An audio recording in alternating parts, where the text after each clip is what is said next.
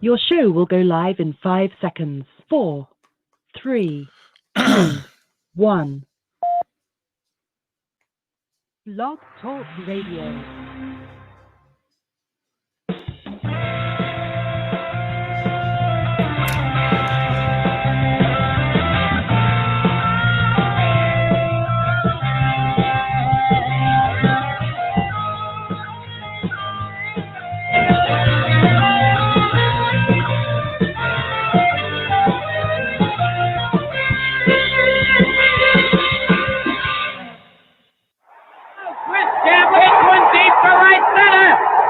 That ball is out of here! Holy cow! Down goes Frazier! Down goes Frazier! It's over the wall. It's a home run for Bucky Bench. Fumble. Giants have it. Lawrence Taylor strips the ball. Today, I consider myself the luckiest man on the face of the earth. 5 seconds left in the game. Do you believe in miracles? Yes!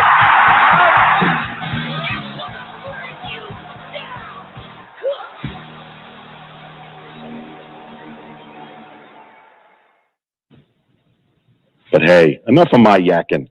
What do you say? Let's boogie. And that's my cue to start the show. Welcome to the Hard Rock and Sports Show, live from high atop Hard Rock and Sports Studios in beautiful scenic Monroe, New Jersey. We are your 3-hour weekly get-together where we bring you all the biggest news around the worlds of hard rock, heavy metal, and, of course, the wide world of sports. So, guys, welcome to Thursday night, and it's dark out there.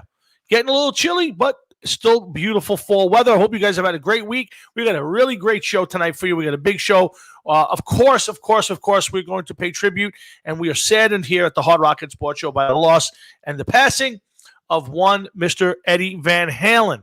We're going to get that right at the 7 o'clock hour. We got a couple of guests who will come on and hopefully give us some memories. But Jeff and I will spend about a half hour early in the show. We got Ron Keel coming on at 7:30. After Ron, it'll be back to some Eddie Van Halen tribute. It'll be Yankee baseball. We'll talk Giants, Jets, the NFL, a few other things we got going on. We'll talk about the NBA. So much to get to tonight. I want to jump right in and get started. I got my dad hanging. I want to get him on, talk a little about the Yankees, passing of Bob Gibson. I'm going to ask him about that a little bit here. Another iconic, probably one of the greatest, if not the greatest pitchers of all time. A guy who would pitch games 1, 2, 5, and 7 if you asked him. So let's get right to the show. But, guys, I hope you had a great week. Remember, we are on every Sunday morning from 9 to 10 on the Hard Rock and Sports Sunday Morning Football Show. And next couple of weeks, we got guests. But I'll get to all of that later. Let's jump right in. Let's get my dad on. Let's see Will's. Hold on. Let me just see what Will had to say. Ba-ba-dee, ba-da-ba-doo. Okay. Yep. Okay. So let me get my dad on. Hopefully this works. Everything's working good tonight. What's up, Pop?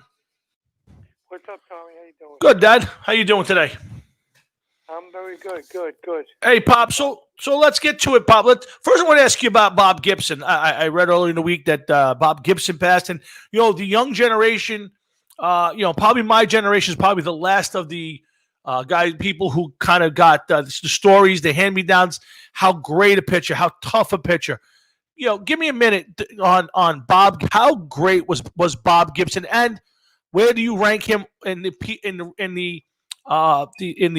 lifetime of pitchers you've seen? Where does Bob Gibson rank for you? Well, if you ask me, he's probably number 2. I think Sandy Koufax was the best I ever saw, but he was number 2. But if you ask me for the money pitch, he was the best. He was one. Him and Don Drysdale were the 2 meanest. I mean, and when I say meanest pitches I ever saw. And he was tough. I mean, if you hit a home run off Gibson, you didn't dare even look at the ball. You didn't even want to look. You dropped your bat and you took off to the base. Right. But the next time you got up, he was going to make you eat that ball. And, I mean, I've watched interviews about him and with him, and he told that he was pitching one day and whatever he was doing wasn't working out. And Tim McCarver came up to the mound to talk to him, and he said to him, "What do you want?" He said, "Well, I'm trying to." He said, "Who's doing the pitching here? Me or you? Get the hell out of here. Go behind the plate." He was a tough pitcher, but he was money. He was for the money. I list him, like I said, Koufax, him, Whitey Ford, and Juan Marichal, the best pitchers I ever saw. I mean, and when I'm not talking about one flash wonders Right. that had 1 year that was, these guys were consistently. Right. And he, like I said, he was, and the funny thing was, I didn't know about, I don't think anybody knew. He would look in at you and he would give you a big stare, like a real mean stare. And they asked him about it. Right. And he said, I wasn't trying to be mean. He said, I couldn't see the plate. So I was trying to focus. He said, but everybody took it the wrong way. Yeah. So I figured, what the hell? Let me go with it. Why not? Right now, if it works for you. Yeah, and he was, I remember with the Yankees. And he was he was a damn good pitcher. He could pitch 1, 3, 5. Mm-hmm. He could just keep going. That's how good he was as a pitcher. Well, again, we seem to lose a few more every year, but those guys should be celebrated. You talk about these guys now; they get on pitch counts. They can't go 6 innings, and you're talking about guys like that. You got good pitchers. I mean, the Yankees played a bonehead play with this kid. I'm sorry. He's supposed to be their top prospect, and you bring him in and try to play chess with these guys. Yeah, I agree. I agree that I don't like all that stuff. Listen, you know what? If he's good enough to start, then you let him go out there. And if you want to tell me that Hap's in the bullpen ready to go if the kid falters, I got you. No problem. But to me, to waste the kid's arm now that he couldn't even come back and pitch game 3 if you needed him, you took out 2 of your starters and one of your better starters for nothing. You tried to get them to put a bunch of lefties in the game, and it didn't even work. It was terrible. You know what it is? I always say this. It reminds me of, I was in construction, okay, and we did work on the job, this and that, and we would get prints, and they would come down from the office and what we were supposed to do. And he used to look at the foreman and say, how the hell do you expect me to do this job? Do you see what's up here? Well, this is the way they drew it up. Yeah, well, let them come down and do it. Right. And it's the same thing with that. They're telling, I'm watching the game the other night. Mm-hmm. The Yankees are trailing by maybe 3, 4 runs. Yep. Okay. They got the whole right side of the infield up. Mm-hmm. Okay. I don't even know who the hell was up. The right-handed batter. And you need base runners. But no, they're swinging for the home run. They struck out, I think, 18 times in game 2 and 9 last night. Hey, listen, here's the thing. They have not lost, during the regular season, their pitching was probably their biggest strength for the predominant part of the season. Early on, parts of the middle part, they were bludgeoning people. But their starting pitching was pretty good. In the playoffs, their starting pitching, other than Cole, who wasn't great, to game 2, with that when Hap got hammered, and then Tanaka didn't pitch well last night. And, now you're in a hole 2-1. You essentially got to go out there and win 3 straight. You have no pitch. But Tony, let me ask you a question. Mm-hmm. Everybody likes to see home runs. Yep. You know that, I know that. Yep. So, the average guy that hits home runs, his 20s, maybe you get a couple of guys. You're playing for the home run the whole day. You get a team full of, I tell you what, you get a real good pitcher, and he'll give you anything in the world to pitch against a home run hitter. Because what are they going to get? How many times are they going to strike out before they get one home run? No, listen. But here's the thing: they're hitting home runs, and they're still losing. Stanton's on a tear. But you're not going for the base hit. No, I got you. You're not trying to get men on base. I got you, but they're not losing 6-1. They scored 4 last night. They scored how many runs the night before? They're putting runs on the board. They scored 10 in the first game. They scored 10 in each game in the beginning. They're scoring runs. It's the pitching that's letting them down right now, including the bullpen. But you're right. I said this. I said the same thing. You have to score. I agree. I have no idea. I have nothing against. But you know what? I'm watching. All these teams are the same way. Everybody out there plays for the 3-run homer now. Very few teams that I've watched, and again, I haven't watched all the games. I'm going to be honest, but the games I have watched, nobody's out there bunting and stealing and hitting runs. It's so minimal. But the Yankees, let's stick with the Yankees on this. Yeah, I texted my friend Paul the other night after game 2 or even game 1. The Yankees won, and I'm like, but every run was off a home run. It's Stanton. Stanton, they're up 5-3 or 6-3, and Stanton hits a grand slam to blow the game on the night, and they're celebrating. I'm like, I get it, every run counts, but but yeah, again, he's on a tear. But my problem with him and Judge, when they're hot, you can't get them out. I don't care if you threw a pellet up there, but when they're not, and because of the way they swing, and you strike out 18 times in a game, 9 the next night. That's ridiculous, man. Two-thirds you're out. Yeah, you know what? That put the ball in play. 100 things could go wrong. Yeah. Throw the ball away. Right. They don't believe it. Yeah, and they swing at bad pitches, and that's just this Yankee team. Now again, they can get hot, and they'll be unstoppable. What I think what's wrong with them is over 162 games, you could play that analytic, whatever you want to call it, and make it. It may work off for a part, but when you get into a small series, that's not going to work. No, I agree. Because I'm going to tell you, you get 7 guys in there swinging for home runs, and I got to tell you, you're going to lose the series. That's their problem last year. That's their problem this year. Everybody that goes up to that plate is swinging for that home run. Well, listen, you play 160 games. You're playing 2/3 of your games or half of your season against the 3, 4, 5 starter. And you're going to get the starter on a bad day.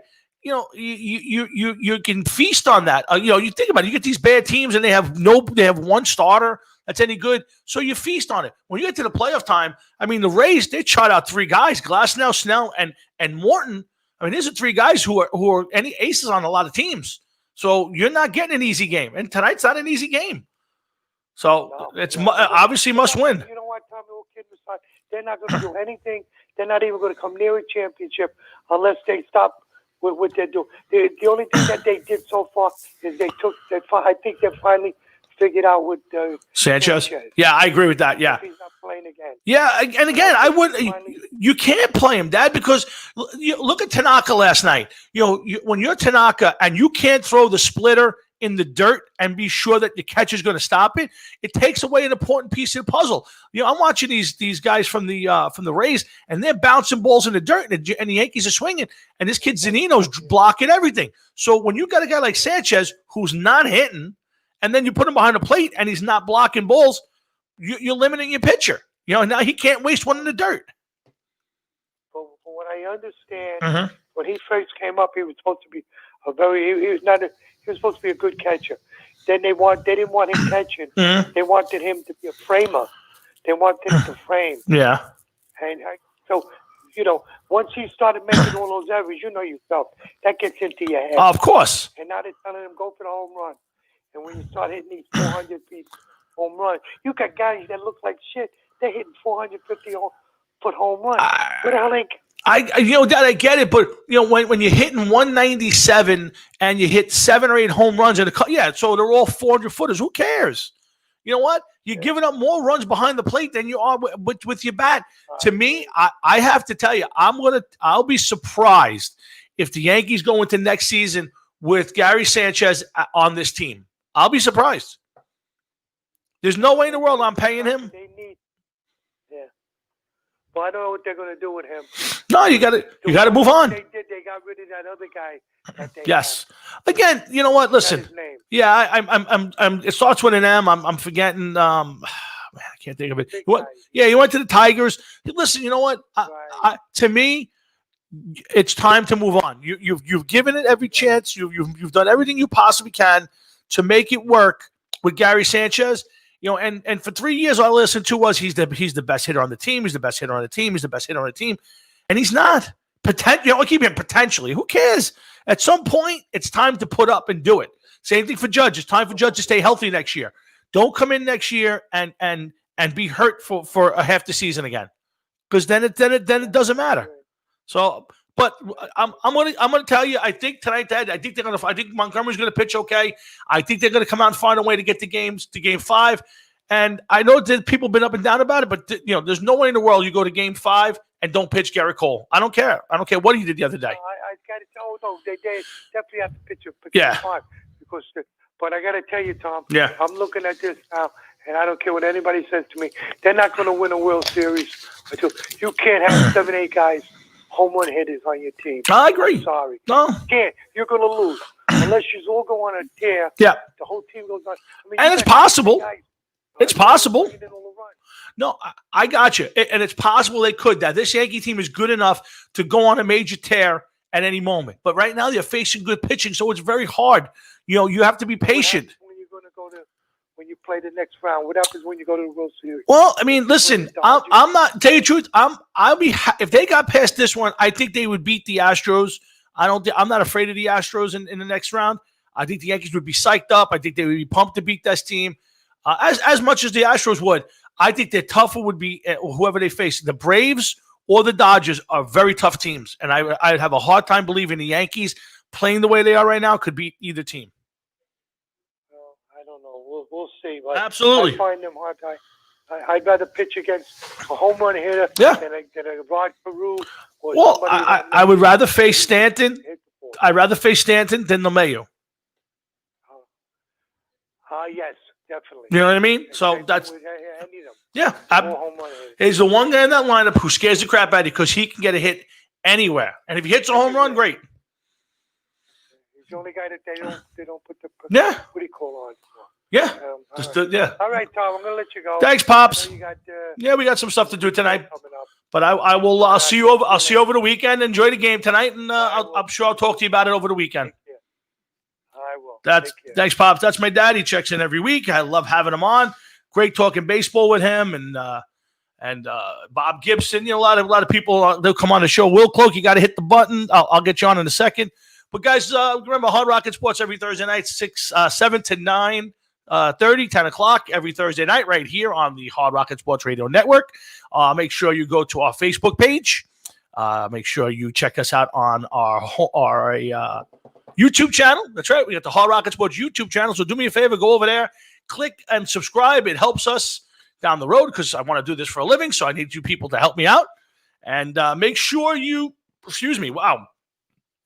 make sure you go to hardrocketsports.com for a listing of all the big guests. Remember, 7:30, we'll have Ron Keel from the Ron Keel Band, from Keel, Steeler. So many great bands. We'll get Ron on at about 7:30. And then it'll be maybe Jeff and I the rest of the night talking how the NBA has tanked. We'll talk a bit about AC/DC's new album and their single that's out, and then the band. We'll get in some football, baseball. We'll get a few other things. But I want to get to my Eddie Van Halen tribute. Before I pick up Will, and we'll be patient for 1 minute, I just want to give my quick thoughts on it. 1980, dear friend Paul Gill, a good dear friend of mine, known since second grade. Paul, I was listening to the stuff like the Cars and Blondie and what a lot of people were listening to. I was just before I started getting into Ozzy and the Blizzard of Oz album. And one day I'm on the bus with Paul, and he whips out this, I think it was a Hit Parader magazine. And he goes, "Did you ever listen to this guy, Eddie Van Halen?" I said, "I had no idea who he was." He goes, "You got to listen to this guy. His band is great. He's on the cover of this album, on the cover of this magazine all the time, blah, blah, blah." And I think it was Paul, had to be, because I don't think anybody else that I was friends with at the time was into Van Halen. And Paul's kind of a little ahead of his time. He had older brothers who were, I'm sure, pushing him onto some of the stuff. But I'm pretty sure Paul let me Van Halen 1, and that was it for me. Now, I'm not going to tell you, I play guitar because of Eddie Van Halen. I play guitar because my friends all played music, and I wanted to be like them, and I wanted to be with them. So I played. But I wasn't that – I didn't learn to play guitar because of Eddie Van Halen. I love to say that I did, but I didn't. But when I turned on that album and I heard – probably running with the devil first, and you just hear that guitar, boom, the bass come in, and all of a sudden the guitar kicks in, and you listen to the sound. I was hooked, and I don't think I ever listened to the Cars or Blondie ever again. And a guy like Eddie Van Halen is generational. There's not many people, guys, that I will tell you are generational icons, people who define your childhood, people who make you have that when their name pops up, Stuff like me remembering a bus ride with Paul, or buying an album, buying a Van Halen album. Eddie Van Halen's one of those guys. I don't talk when Jeff gets on. I'm going to get to talking about who's left to be generational. For me, it was Mickey Mantle. Mantle passed away in '95. I was devastated. Not that I saw Mickey Mantle play, but Mickey Mantle reminded me of my childhood, being in the '70s. Sitting with my dad, driving home from a Yankee game or watching a Yankee game, and my dad telling me Mickey Mantle stories. And if you look at my bookshelf, I have every Mickey Mantle book and video. I have a whole thing. I never saw Mickey Mantle play, but Mickey Mantle was generational. Joe DiMaggio died. It wasn't the news story that Mickey Mantle was showing his funeral on TV. There are people like Mickey Mantle and Eddie Van Halen, probably going to be Paul McCartney. There are people out there who are generational icons, and Eddie Van Halen is that guy. There are so many players today. If you go to Blabbermouth or Twitter or any of these websites, the accolades and influences are everywhere. I mean, what Eddie did with tapping, and again, there's the old argument: did Eddie invent it? Did somebody else do it? Who cares? Everybody knows it because of Eddie Van Halen. His sound is unique. When you hear Eddie Van Halen's guitar sound, it's Eddie Van Halen. I don't care what song it is. I don't care where you are. I don't care if it's Sammy, Dave, Gary Sharon. I don't care who it is. When you hear that guitar, it's Eddie Van Halen. I saw him at concert. Now I'm going to be honest. I saw him at concert and I was not impressed. I wish that I had gone later in life just to see it again. But when I saw him, it was Sammy. Was at the Nassau Coliseum, mid-'90s. He was coming off a hip surgery. He was sitting on the stage for the most part. He didn't do a lot of moving around, but he was still Eddie. And I had to see him, and I got to see him. Again, I mean, it's a guy that you just love to listen to, and I still to this day. And I think that he's one of those guys that just will define a generation. And there's so many people out there that will be able to tell you where they were when they first heard Eruption, where they were when they first, listened to Van Halen at the U.S. Festival, at the music festival in '83. Yeah, the U.S. Festival in '83. And hopefully the younger generation will see this today and try and learn. And the beauty of today is YouTube and the internet, and you can go back and see all of this for yourself. And it's amazing. No, Eddie was a flawed character. We all know. Van Halen didn't do enough for me. There could have been more albums. There could have been more. Was Eddie lazy? I don't know. Was he uninspired? I don't know. But one thing I'll tell you is he's the best that I have. I love Randy Rhoads. Randy to me was a great player, but Randy wasn't generational. 2 albums, 4 or 5 years wasn't enough. Whatever it was, 3 years. And I love Randy Rhoads. I think he's the third guy who's influential. So many guys who play now because of that. But nobody in my generation is Eddie Van Halen. Nobody. And, hey, Karen King, how are you? And I will be forever grateful to Eddie Van Halen for putting out the music that he did that made me change from Blondie and the Cars and, bands of that ilk, and have me change and start getting into AC/DC and Iron Maiden and Rush and Kiss and, all the great bands. Kiss was probably even before that, but Eddie Van Halen and Van Halen changed everything for me. And I'll be forever grateful. And I'm hoping that this will, at the very least, the passing of Eddie may inspire another generation to play, but also to keep the memory and the of Van Halen alive. And I'm going to do more later. I want to get Will Cloak on, a dear friend. Let's get him onto the show. Will, you got to hit your camera, brother. You got to hit your camera. Turn your camera on. Can you see me? I don't see you. I can hear you, but I can't see you. All right, hold on, Tom. Let me see if I can get you on here. I got my iPad. Let me pull up my computer real quick. Yep. Be able to get you. How you doing tonight, Tom? I'm good, brother. How are you today? Good. Yes. Very sad to hear passing of Eddie, man. I really, I was on my way to my lawyer's office to do my will. And sure enough, I hear Eddie passed away. on the radio. It's pretty crazy, you know. You know, it's funny. Hey, Kathy Copsey, how are you? You know what's funny? Will, it's amazing. You know, all of a sudden, for me, I don't know if people just because of the show or because they know how much I love the music. You know, all of a sudden the phone calls, the texts, my wife calls me. Do you hear Eddie Van Halen? Like, come on, he didn't die. Yeah, and then Jeff gets to me, and then I must have had about a dozen people reach out and say, "Hey, Tom, did you hear Eddie Van Halen?" And you know what, Will? It made me stop for a second, you know, and I went, "No, me too. Wow, me too." You know, like think about it, Will. It's like you know, as you get older, and you know that life takes more than it gives. Absolutely. Yeah, you know. Again, I don't know how you feel, but for me, Eddie Van Halen just kind of defined my childhood. And when he passed, you're like, wow, I'm getting old. No, it's true because, okay, last time I saw Van Halen was 2008, me and Darren Magnus. Okay.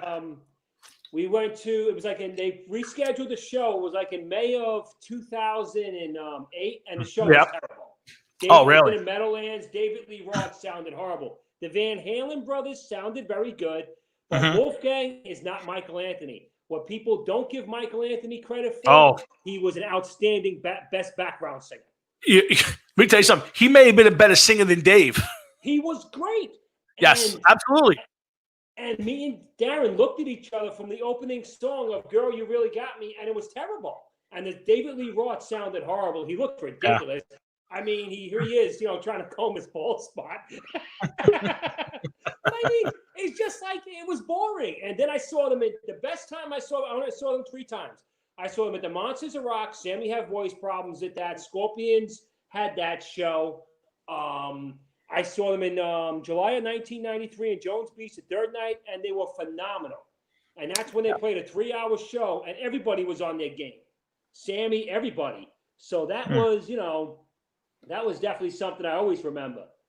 You know, it definitely was a good show. Well, Will, just so you know, my co-host, the sexiest man in his own house, has just joined us, Mr. Jeff Tolwinski. Jeff, hey, Jeff what's going on? Hey, Will, what's going on, man? How are you? What's up, Tom? What's up, Jeff? How are you, man? What's going on? Where are you? He's probably smoking a cigarette. So we're just reminiscing, Jeff. We're into our Hard Rock and Sports tribute to Eddie Van Halen, and you know, Will's giving some of his memories. You know, Jeff, one of the things I remember from our childhood is that you had the opportunity to go see Van Halen, and then Eddie broke his. I think, if I'm not mistaken, Eddie broke his wrist. Yeah. I remember that. It was in the Danny Bresco was supposed to go to that too, if I'm correct. And he broke his wrist, man, and then it got. I'll tell you, you know where you can always hear music, and it was blasting? Go by the Gans's house. The Kansas house back in the day. I mean, Joey and Mike, I mean, it's crazy. But, you know, you look at it, it's a great childhood, man. It really was. Yeah, absolutely. And now we're Hard Rock and Sports with Jeff and Tom and our good friend Will Cloak. Jeff, what's your first memory when you think of Van Halen? You know, when you got the word that Eddie passed, Jeff, what was the first thing that came to your mind? I saw it on Facebook. And I was like, you got to be kidding me. But I always see these things with celebrities died. This one died, that one died. So I thought it might have been a farce at first. And then I looked it up and I couldn't find nothing. Tommy. Will, you there? Yeah, I'm here. Yeah, hang on. You should be hearing Jeff. You don't hear Jeff? Nah, I don't hear Jeff at all. I hear Jeff. You hear me, I guess, Will, right? Yeah, I hear you, but I don't hear Jeff. Do I got to hit the button for Jeff too? No, you should be good to go. I don't know why you're not hearing Jeff. Jeff, Joe Biden, Towinski. Yeah, that's me. I have that on the screen, but Jeff's in here with us, so that's why he. Well, you know what? I'm gonna X you out. Do me a favor, repost yourself back in. Let's see if that'll work. Okay. Okay, no problem. All right, you got it. So, Jeff, you were saying you were your first thought. Oh, I just say you don't know if it's real or not because you always see these celebrity hoaxes. This one died, that one died. And it was from TMZ, the notice that I saw. Right. So at first I was like, I don't know. You know, you hear different things. Is he sick? Is he not sick? And then, lo and behold, there he was, man. Fucking was able to confirm it within seconds. It just spread like wildfire. Wow. Hey, so Will, I'm gonna get Will in for a couple more minutes, and then okay. So Will, let me. So Will, you said your first time you saw them, or you saw them in 2000 and whatever, it wasn't good. Then you saw them next time, and it was great. No, I saw them in '88 Monsters of Rock, And, Okay. They were terrible.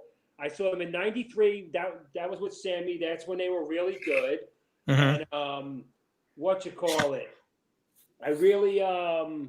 I really didn't care for the time when I saw them with Dave. Okay. With David Lee Roth. Mm-hmm. Eddie was always on he was always on his game. All right, Tom, I'm trying to get now so I can hear Jeff. Can you got me? There we go. Hold on. I think you're. Yes. Let me remove that, and then hold on. Kick from the studio. Yes, kick the guest, and then as well. Let's see that much better. Will.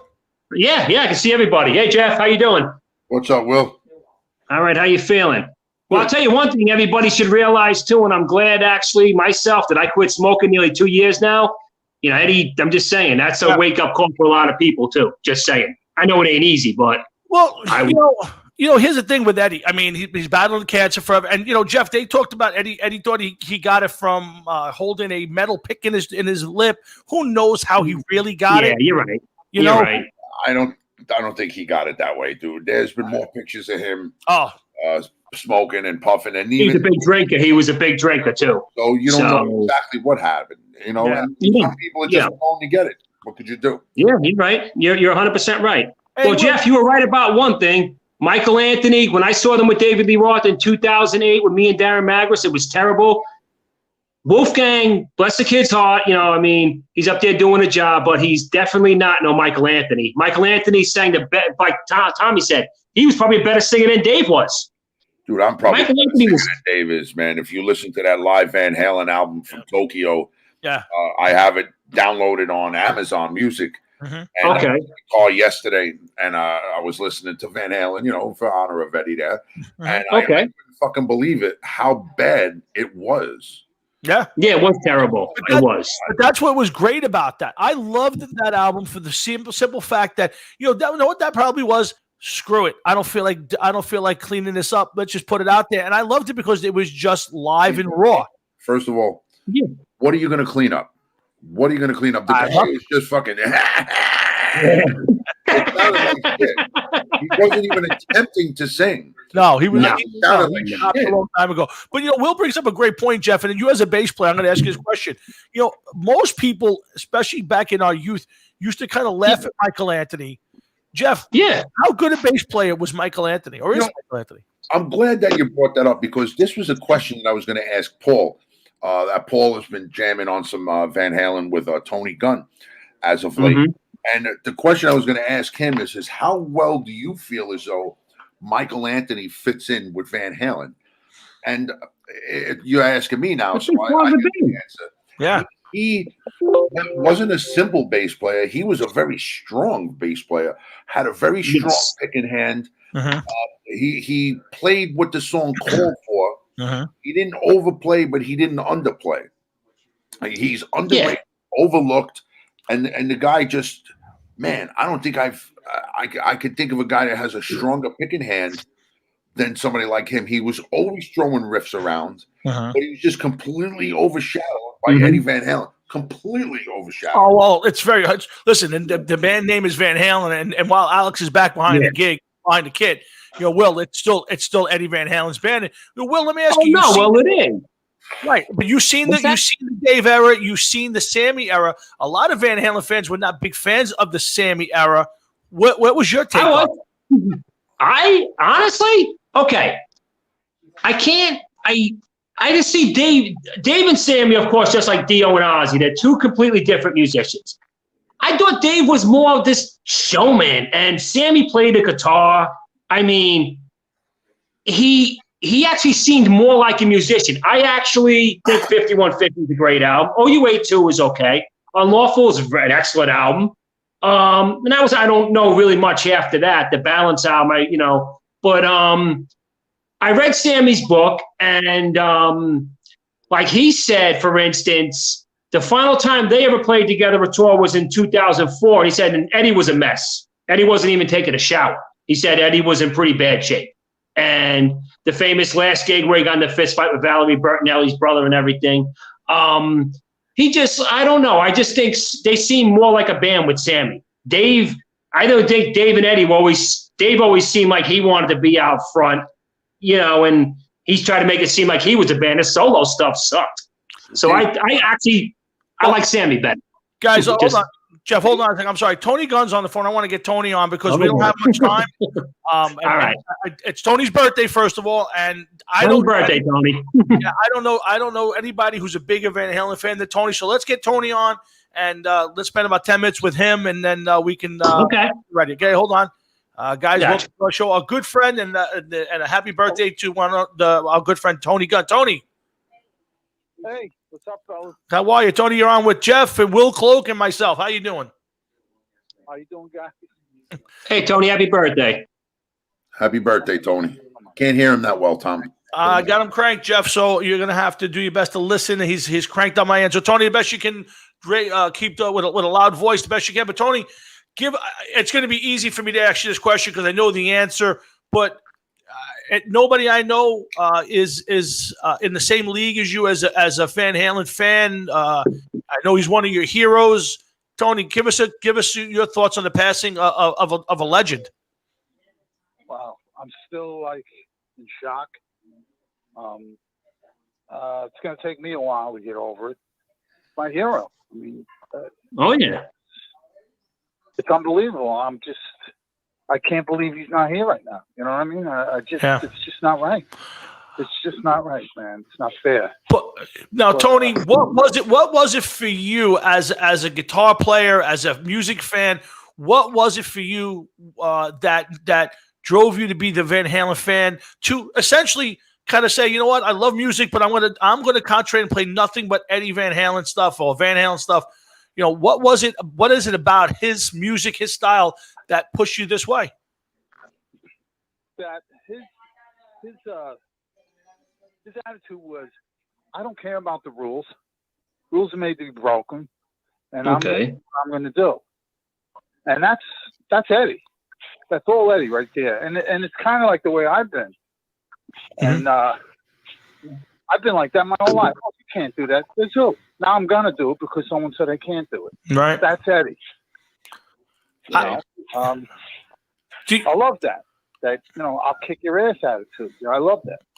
Now, Tony, I grew up thinking that Eddie was not. I mean, he built his own equipment. The guy's basically a genius. But I watched a bunch of interviews lately, and he kind of said, "Hey, listen, I don't know anything about scales. I don't know anything about theory."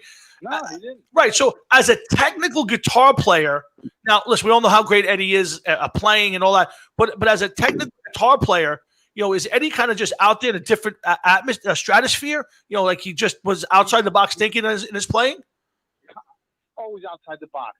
He did not want to be in that box like everybody else. He did not. Yeah. He had to be different. And a lot of the stuff he does, if you break it down note by note, that particular note does not belong there. It does not belong there. Like, it doesn't fit in any kind of scale or whatnot. But when you put it together with his fingers, it's perfect. Yeah, I listen. I think the four of us here would all agree with that. I don't think there's any doubt that anybody here would pick apart anything that Eddie did. I think the one, I don't want to say negative, is I would have loved to have seen him be more motivated, Tony, to put out more stuff. Maybe, not do different things, but kind of be more had been more of a harder working musician in the fact of getting more music out there. But that's just Eddie being Eddie? Well, he's got, he had, Jesus, shelf after shelf after shelf after shelf of analog tapes of songs that weren't finished. That's true. That is true. Jet, or there's no vocals on it, or this or that. And if you put them all together, you got 100 albums worth of music. Yeah. So he always had something in reserve. Always had tons of music. I mean, the last album, A Different Kind of Truth, a couple of the songs were from before they did the first demo. Yeah, it's true. They're old songs. Yeah. Just pulled them out and revamped them because it was the essence of who they were as a group. Yeah. Hey, Jeff, I've been hogging the mic. You got anything you want to ask Tony, Jeff? No, other than Tony, you bring up about all of these different songs that he had and everything else, and I'm sure a lot of different artists have a lot of stuff on tape that we'll never get to hear.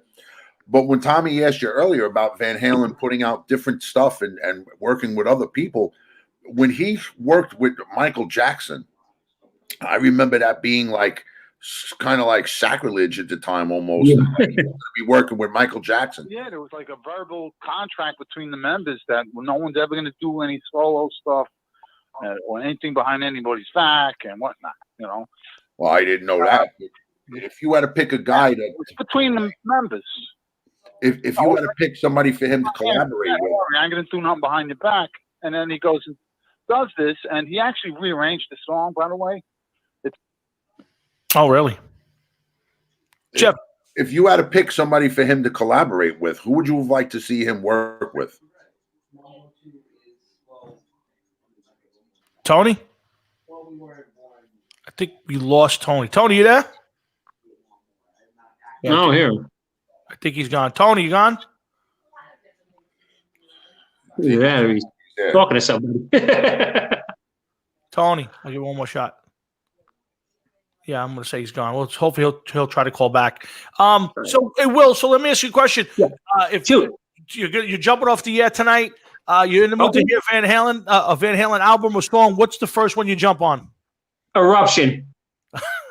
That's too easy. Jeff, what about you? What about you, Jeff? What's the Tony's back? Let's get him back on with us. Tony, you there? You know what? Yeah, can you hear me? Yeah, we got you now. Yeah, hey, Tony. Jeff was asking you if there was one person that you would have liked to have seen Eddie collaborate with. Who would have been the one guy you would have said, "I wish he would have played with"? Jimmy Page. Jimmy Page. Jimmy Page. Okay. Okay. Would have been awesome. Jimmy Page Two different styles. Imagine him writing a song and Eddie doing the lead for it. Just think about that. Jeff, what do you think of that, Jeff? I see a puzzled look on your face on that one, Jeff. I'd rather go to the dentist and have him use a belt sander on my gums than to listen to Jimmy Page. Sorry, I'm not a fan of Jimmy Page. Yeah, I agree. Listen, I think I'll. You're not following me. Go ahead. I'm not talking about Jimmy playing lead. Yeah. I'm talking about Jimmy writing a good song and let Eddie play the lead on it. Gotcha. I think I'd rather hear Eddie play with Robert Plant maybe and John Bonham, but I think that he's such a better guitar player than Jimmy Page that what are we getting out of it? Two different. It would have been a lifetime thing. From that standpoint, I agree, Tony. Hey, Tony, I don't have much more time, but I want to ask you. So I know for a fact that you hated the Sammy era, but what was your opinion of Eddie's playing during that time? Do you think it was subpar based on the songs that were written, all bubblegum, a lot of commercial hits? No. On the contrary, I thought he was evolving. His style was changing. His sound changed. I have all those albums. I have all the Sammy albums. Oh, I'm sure you do, but you're not a fan of it. I block Sammy out mentally when I listen to it. I just listen to the guitar work. Let me ask you, Tony, why would Eddie Van Halen of all people have to change his sound? It was almost like his signature. And how does he evolve? To me, the early Van Halen stuff was heavier. It sounded harder. It had more of an edge. Other than he was playing that, what he did with Sammy Hagar was your mother's Van Halen to me. Wasn't Van Halen? Listen to the guitar work, man. You got to take it one instrument at a time. Block Sammy out, listen to the guitar, and you see what I'm talking about. He was evolving and changing. You got to understand, 1978, from 78 a little earlier to 74 when they first started, there was very few things. No, there was no pickups. You couldn't buy a Seymour Duncan pickup. You couldn't do anything with your guitars. That's why he took a Gibson pickup, chopped out his guitar, and put that in there. You didn't have the technology. So as things evolved, he wanted to try different things, and he was infamous for chasing the tone that he had in his mind. He wanted it to sound a certain way. He didn't know exactly, and he would go round and round in circles, trying different ways and different things, tinkering constantly to get the sounds that he wanted. And he was always changing. And Hard Rock and Sports here, Tom and Jeff, with our friends Will Cloak and Tony Gunn talking a little Eddie Van Halen, paying a little tribute to the guitar icon who's passed away at the age of 65, way too early, but has left an amazing impression and influence on an entire generation of guitar players and music fans. And guys, I'm going to ask each one of you this. Will, I'll go first to you. Okay. To me, Eddie Van Halen is that generational guy, the guy that when you hear it, everything stops. You want to know everything about what's going on. Oh yeah. It happened with Mickey Mantle. It's happened with certain people. Is there somebody else out there for you, for Will Cloak, that God forbid that person passes, you go, that's a generational? And to me, it's the other guy. The next guy is McCartney. But who's the one guy for you, Will Cloak, that you think is generational and when he passes, the world will stop for a minute? Well, that's a good question. Right now, I don't even think I really have. Well, I mean, Jimmy Page. All right, I know you guys don't like. I think Jimmy Page, that'll be a big thing. Alex Lifeson. I mean, but see, I see the thing though. The thing with Eddie Van Halen's passing is when you look at social media, it's bombarded. There are people who aren't even music fans. I have cousins who are barely music fans, and they stopped. Eddie transcended just not only music, but pop icon. He was married to Valerie Bertinelli, Sure. And Halen was, so to me, Eddie was different in that sense. But I get your point on Jimmy Page, the music fan, the guitar player fan, like Tony, will take a breath when that happens. Tony, real quick, our other guest, Ron Keel, just popped up, and I want to get him on in a couple seconds. Tony, for you, is there another player? Is there another person? Is it Joe Namath? Is there a generational icon that is in that league with Eddie right now? Well, I would say Paul McCartney. Yeah, I agree with that. I think that. Yeah. Just imagine when that happens. Yeah, it's like an apocalypse. Bullets in everybody. It's so sad. Yeah. Nobody to take their places, man. No, I agree. And guys, before we break this up, Jeff and I will get to our kind of thoughts on this after we finish with our interview with Ron Keel. But I want to read something. A good friend of ours, the lead singer for Tony's band, Billy Graz, he sent me something. He wanted me to read it on the air. So I'm going to do that right before we end this. He said, from Billy Graz, the rock world has lost a giant. I was shocked and saddened to learn of the passing of Edward Van Halen. The first time I heard that sound coming out of his guitar, I knew that this wasn't like anything I have ever heard before. I was hooked. The rawness, power, and feeling of every note he played is something that I'll always remember. Whenever I hear those classic tunes, I'm instantly transported back into my childhood room, blasting each album and trying to pick up what he was doing. His music will live on, and I'll be sure to pass his catalog on to my kids, along with many other greats who have left this earth. Thank you for the memories, Edward. Heaven is a hell of a lot louder now, Billy Graz. Thanks, Billy, for that. It's a great way to end this small piece of tribute. Get to more later. I want to thank Will Cloak for coming on and giving. He's a big to be here and a good friend of the show, and a guy I love having on. And Tony, thank you so much. Happy birthday to you. We hope you feel it. And we look forward to getting you guys, hearing you guys out playing your Van Halen with you and Intruder. Tony, any news on Intruder at this point? You guys are playing, you're jamming. It's just everything's pretty much on hold due to the pandemic. Yeah. I have to play.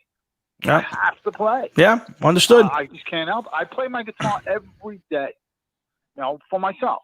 Sure. I go through as many songs as I can every day. Yep. But it's not the same by playing with other people. So we've been jamming around with different people. Whatever happens, happens. I can't tell what's going to happen in the future. Gotcha. But I'm never going to stop playing. I'm never going to stop. As long as I can stand up and hold that guitar, I'm going to give it my best.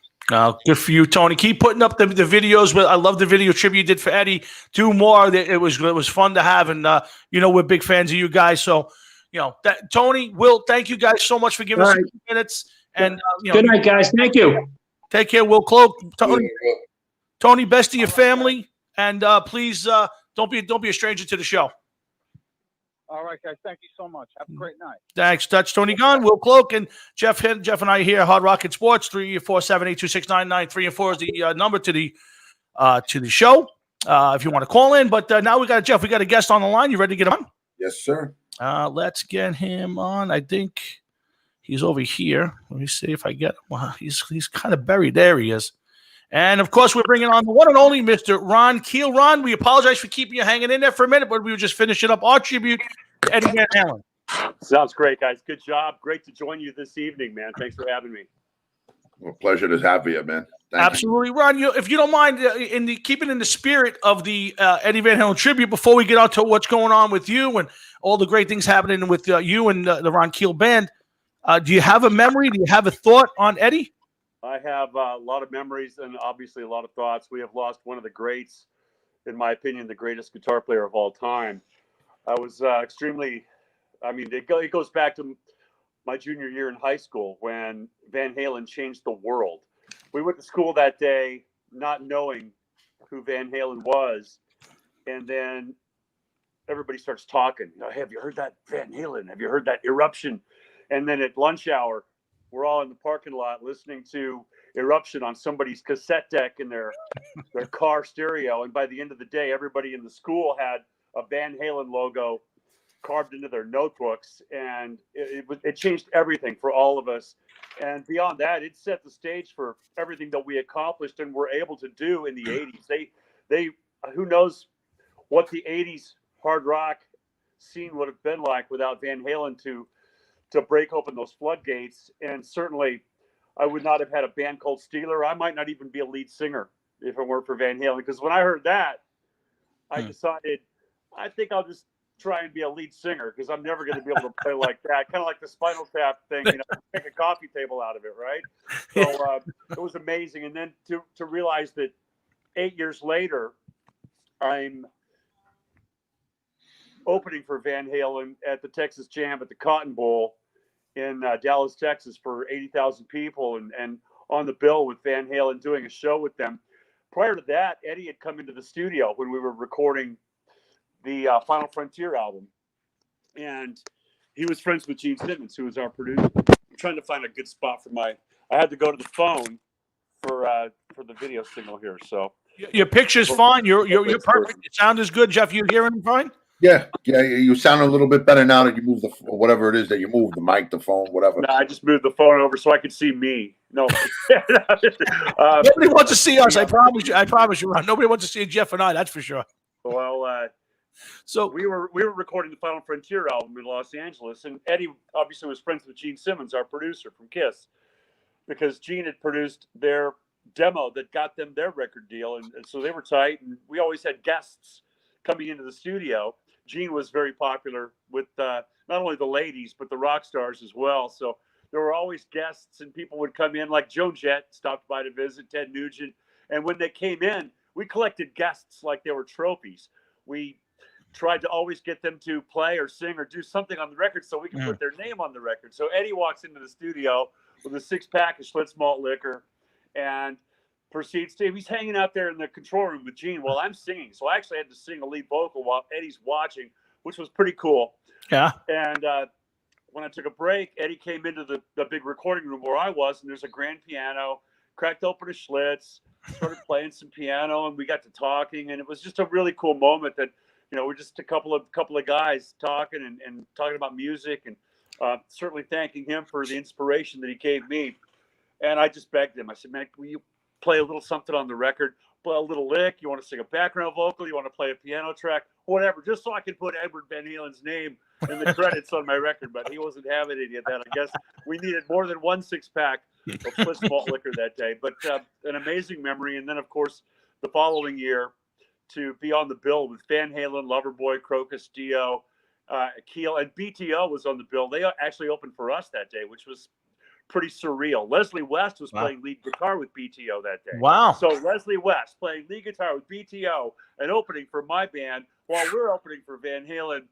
Dreams come true. And certainly a sad day for all of us, because he reinvented the instrument. I think that nobody else has ever done that except for Hendrix. Nobody that came after Edward did what Edward did for the electric guitar and for rock and roll music in general. Yeah, I like to say that Randy Rhoads had a little bit of a, because but you're right. To me, everything evolved from Eddie, and Randy just kind of threw that classical style into it. But yes, Eddie Van Halen to me was the guy that got me into hard rock. But think about it. You were a little intimidated singing in front of him. Imagine if your guitar player having to play in front of him. That's a tough spot right there. Well, actually, my guitar player from Keel, Mark Ferrari, he and Edward became really good friends over the years, and actually went bowling together. And so he hit Mark a lot harder. They're living out there in Southern California, and Mark actually plays EVH guitars, and he and Edward had developed a friendship, and actually went bowling together and went driving sports cars together and things like that. So, wow, I didn't have that close of a relationship with him, but when you're young and fearless, you'll play and sing in front of anybody, and that's part of the gig. I mean, you want to show everybody what you got. And so we weren't really afraid or intimidated. Certainly, his stature and his status was undeniable. Oh, but and nobody can compete with that, and we didn't try. We just tried to be ourselves, like I still do to this day. I'm not the best singer on the planet, but I'm the best Ron Keel I know. Well, and you know what? Let's get to a little bit about Ron Keel and Ron Keel Band. And I was lucky enough to listen to the album. Great stuff. But tell me a little bit about the new album. South by South Dakota. And I got a lot of questions on it. Like, my first thing was, this album kind of an accident. I read that you guys were just jamming and the producer throwing on the thing. Is this album kind of an accident? The album is totally an accident. Let me take you back 5 years to the origins of the band. When I moved to Sioux Falls, South Dakota, to be the face and the voice of a huge entertainment franchise called Badlands Pawn, and lead what was called the Badlands House Band, I was able to handpick my dream team of musicians: Gino Arce on bass, Dave Cawthorn on lead guitar, Scott Schmidt on keyboards, and forced into a marriage with our drummer, the Rev, Jeff Kohler, which ended up being the arranged marriages usually don't work in our business. But I was told, hey, this is your drummer, and deal with it. And it's been a dream come true to play with all these guys through the years. And when that business went south, after a little over a year, we had everything yanked out from under us. No more tour bus, no more big money push and infrastructure behind us. All we had was our brotherhood, our camaraderie, our chemistry, and our music. So we decided to keep, obviously it was a very quick decision. Let's just keep going and rebrand that as the Ron Keel Band. So for 5 years now, we've had an amazing ride with some great players and some great shows across the nation. And some of the songs that you hear on this new album, Tommy, as you were mentioning, South by South Dakota, our new album on Highball Music, some of these songs were the live cut. The Creedence Clearwater Revival medley at the end of the album was actually recorded live at our very first show ever, which is pretty cool to have that memory carved in stone on this album. Ghost Riders in the Sky was our first single that we cut with Henry Paul from the Outlaws producing in 2015.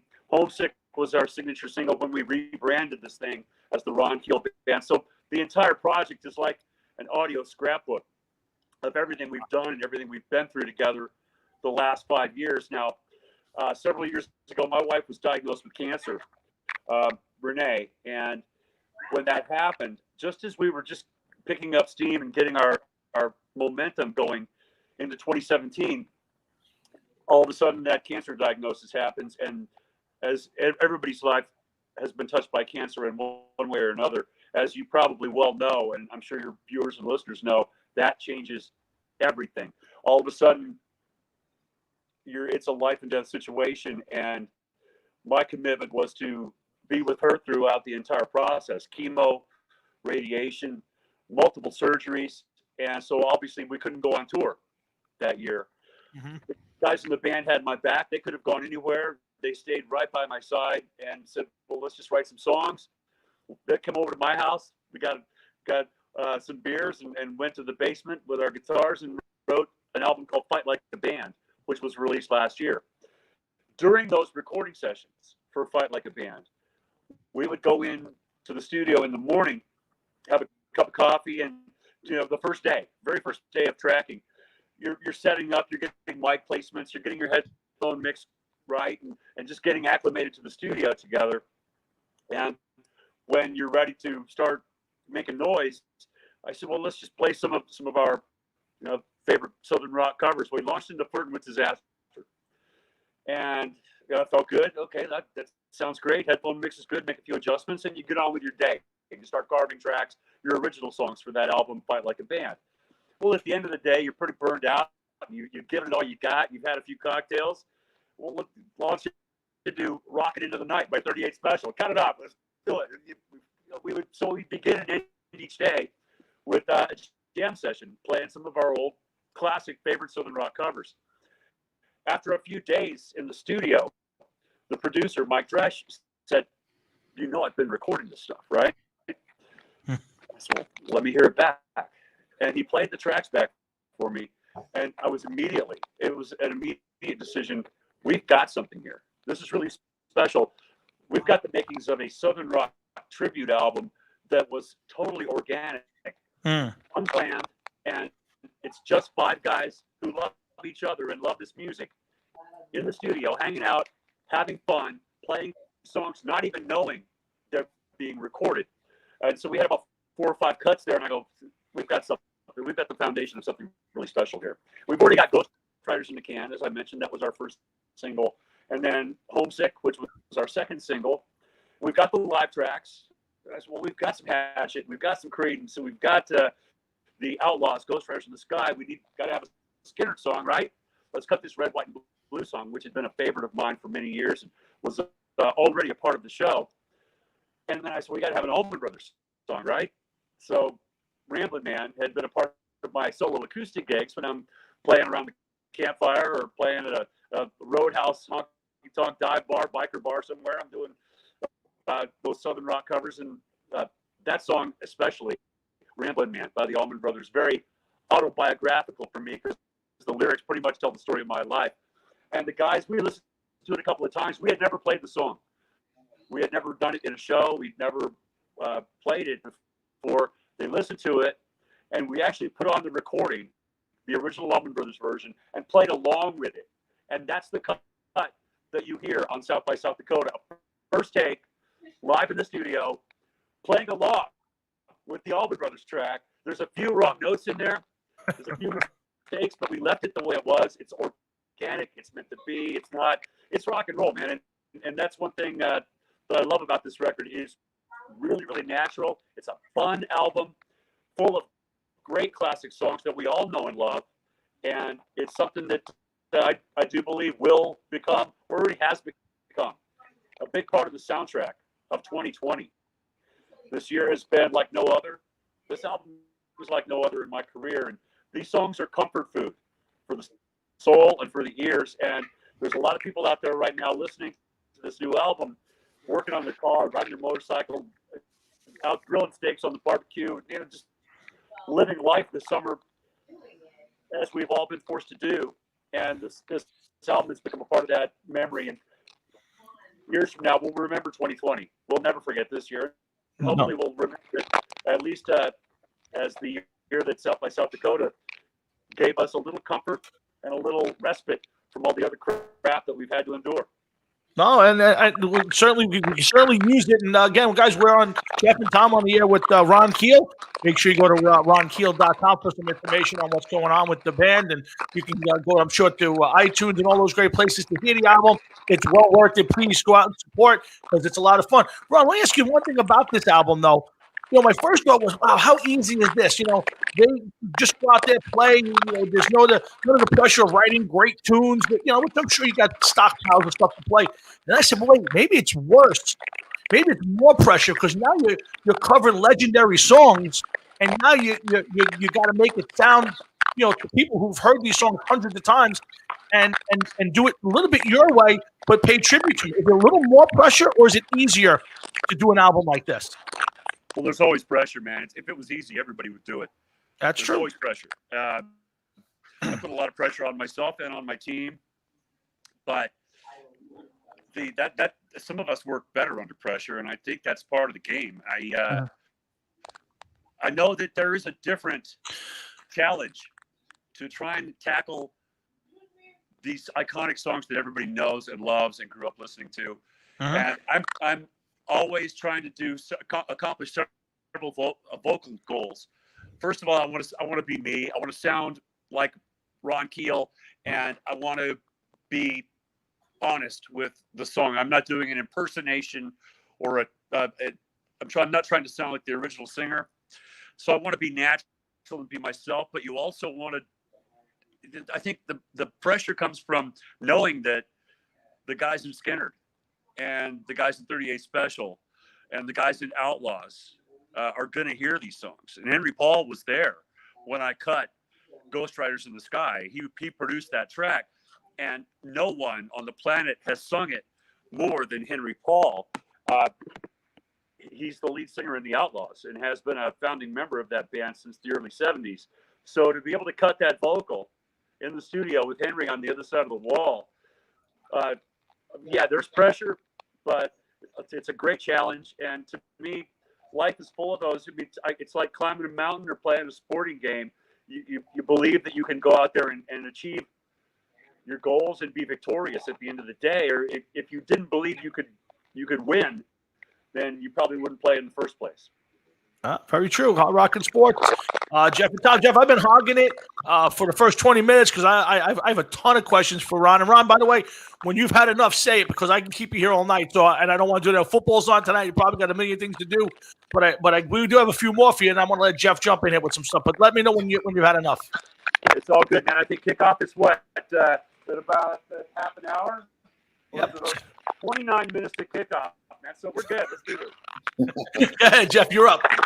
Ron, first of all, I want to thank you for coming on. I was first introduced to you way back in the 80s with Steeler, and I have to ask some questions about this.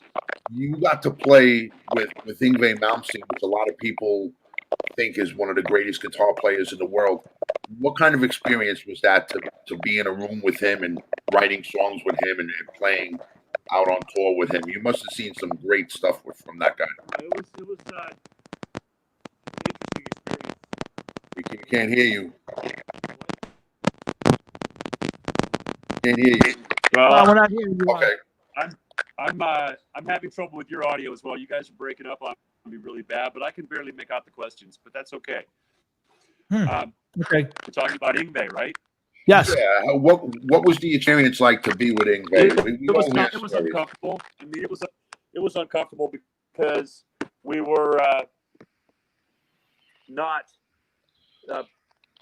We're different kind of animals. I mean, we're different kind of animals, but we don't belong in the same zoo. He's obviously very talented and an amazing player. It was in the band for 4 months during the recording of the album. I'm very proud that album was at the time the biggest selling independent heavy metal record of all time, and they put us both on the map, and it was an amazing experience, and that record's a very important part of a lot of people's lives. Okay, Jeff. Do you ever think that you'll go back to your roots and ever revisit and maybe do a heavy metal album for us again one day? Heavy metal? Yeah. Jeff's question. Metal album? Yeah. Do you think you'll ever do another metal album again? I think there's metal in everything I do, man. Have you heard the record? Have you heard Yes. South by South Dakota? There's Some of it. Yes. Screaming his guts out with thunderous drums and screaming guitars. And I mean, what is metal anyway? When I was growing up and getting addicted to metal, it was Judas Priest, Heading Out to the Highway, Living After Midnight. Is that metal now? Maybe not. I mean, I don't know. Metal changes, and we all have to grow and evolve, and mature is not the right word for it, but evolution and reinvention is. Now, I've never gone away or taken away from what I've done in the past. I believe the success to reinventing yourself is not subtracting from what you were, but adding to who you are.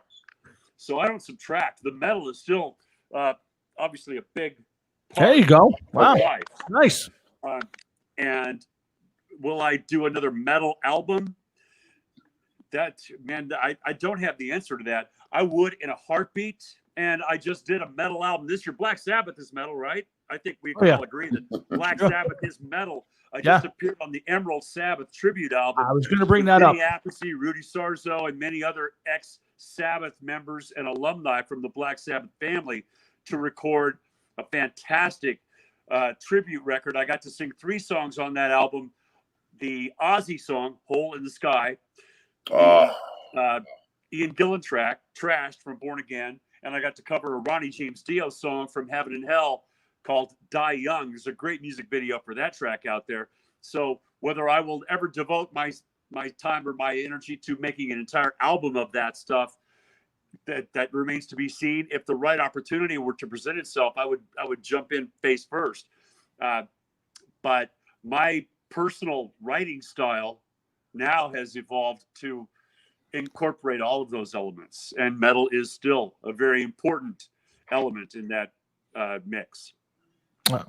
Yeah. Hey, Catherine, how are you? A lot of people out there watching, and thank you for doing that. Hard Rocket Sports, Jeff Tom with the legendary Ron Keel. He's been nice enough to pop on and give us some time, and I got a bunch of more. Ron, let me ask you. So, we talked about COVID and how that's affected. Obviously, you're in your industry more than almost a lot of others. Sports are back, limited with fan participation. Let me ask you this question: if they said, Ron, you can go out and play a stadium tomorrow, but you can't have 60,000. You can have 20,000. You can have 15,000 to make it safe. Where would you take it? Would you jump at a chance to play in a stadium or in a gig where it isn't full capacity to get out there again, or do you want to wait till things open back up again? What's your thought process on getting out there and playing at this point? No, I'm not waiting for anything. I did 24 shows this year. We headlined 5 shows at the Sturgis Motorcycle Rally. I just got off the road 2 weeks ago. Yes.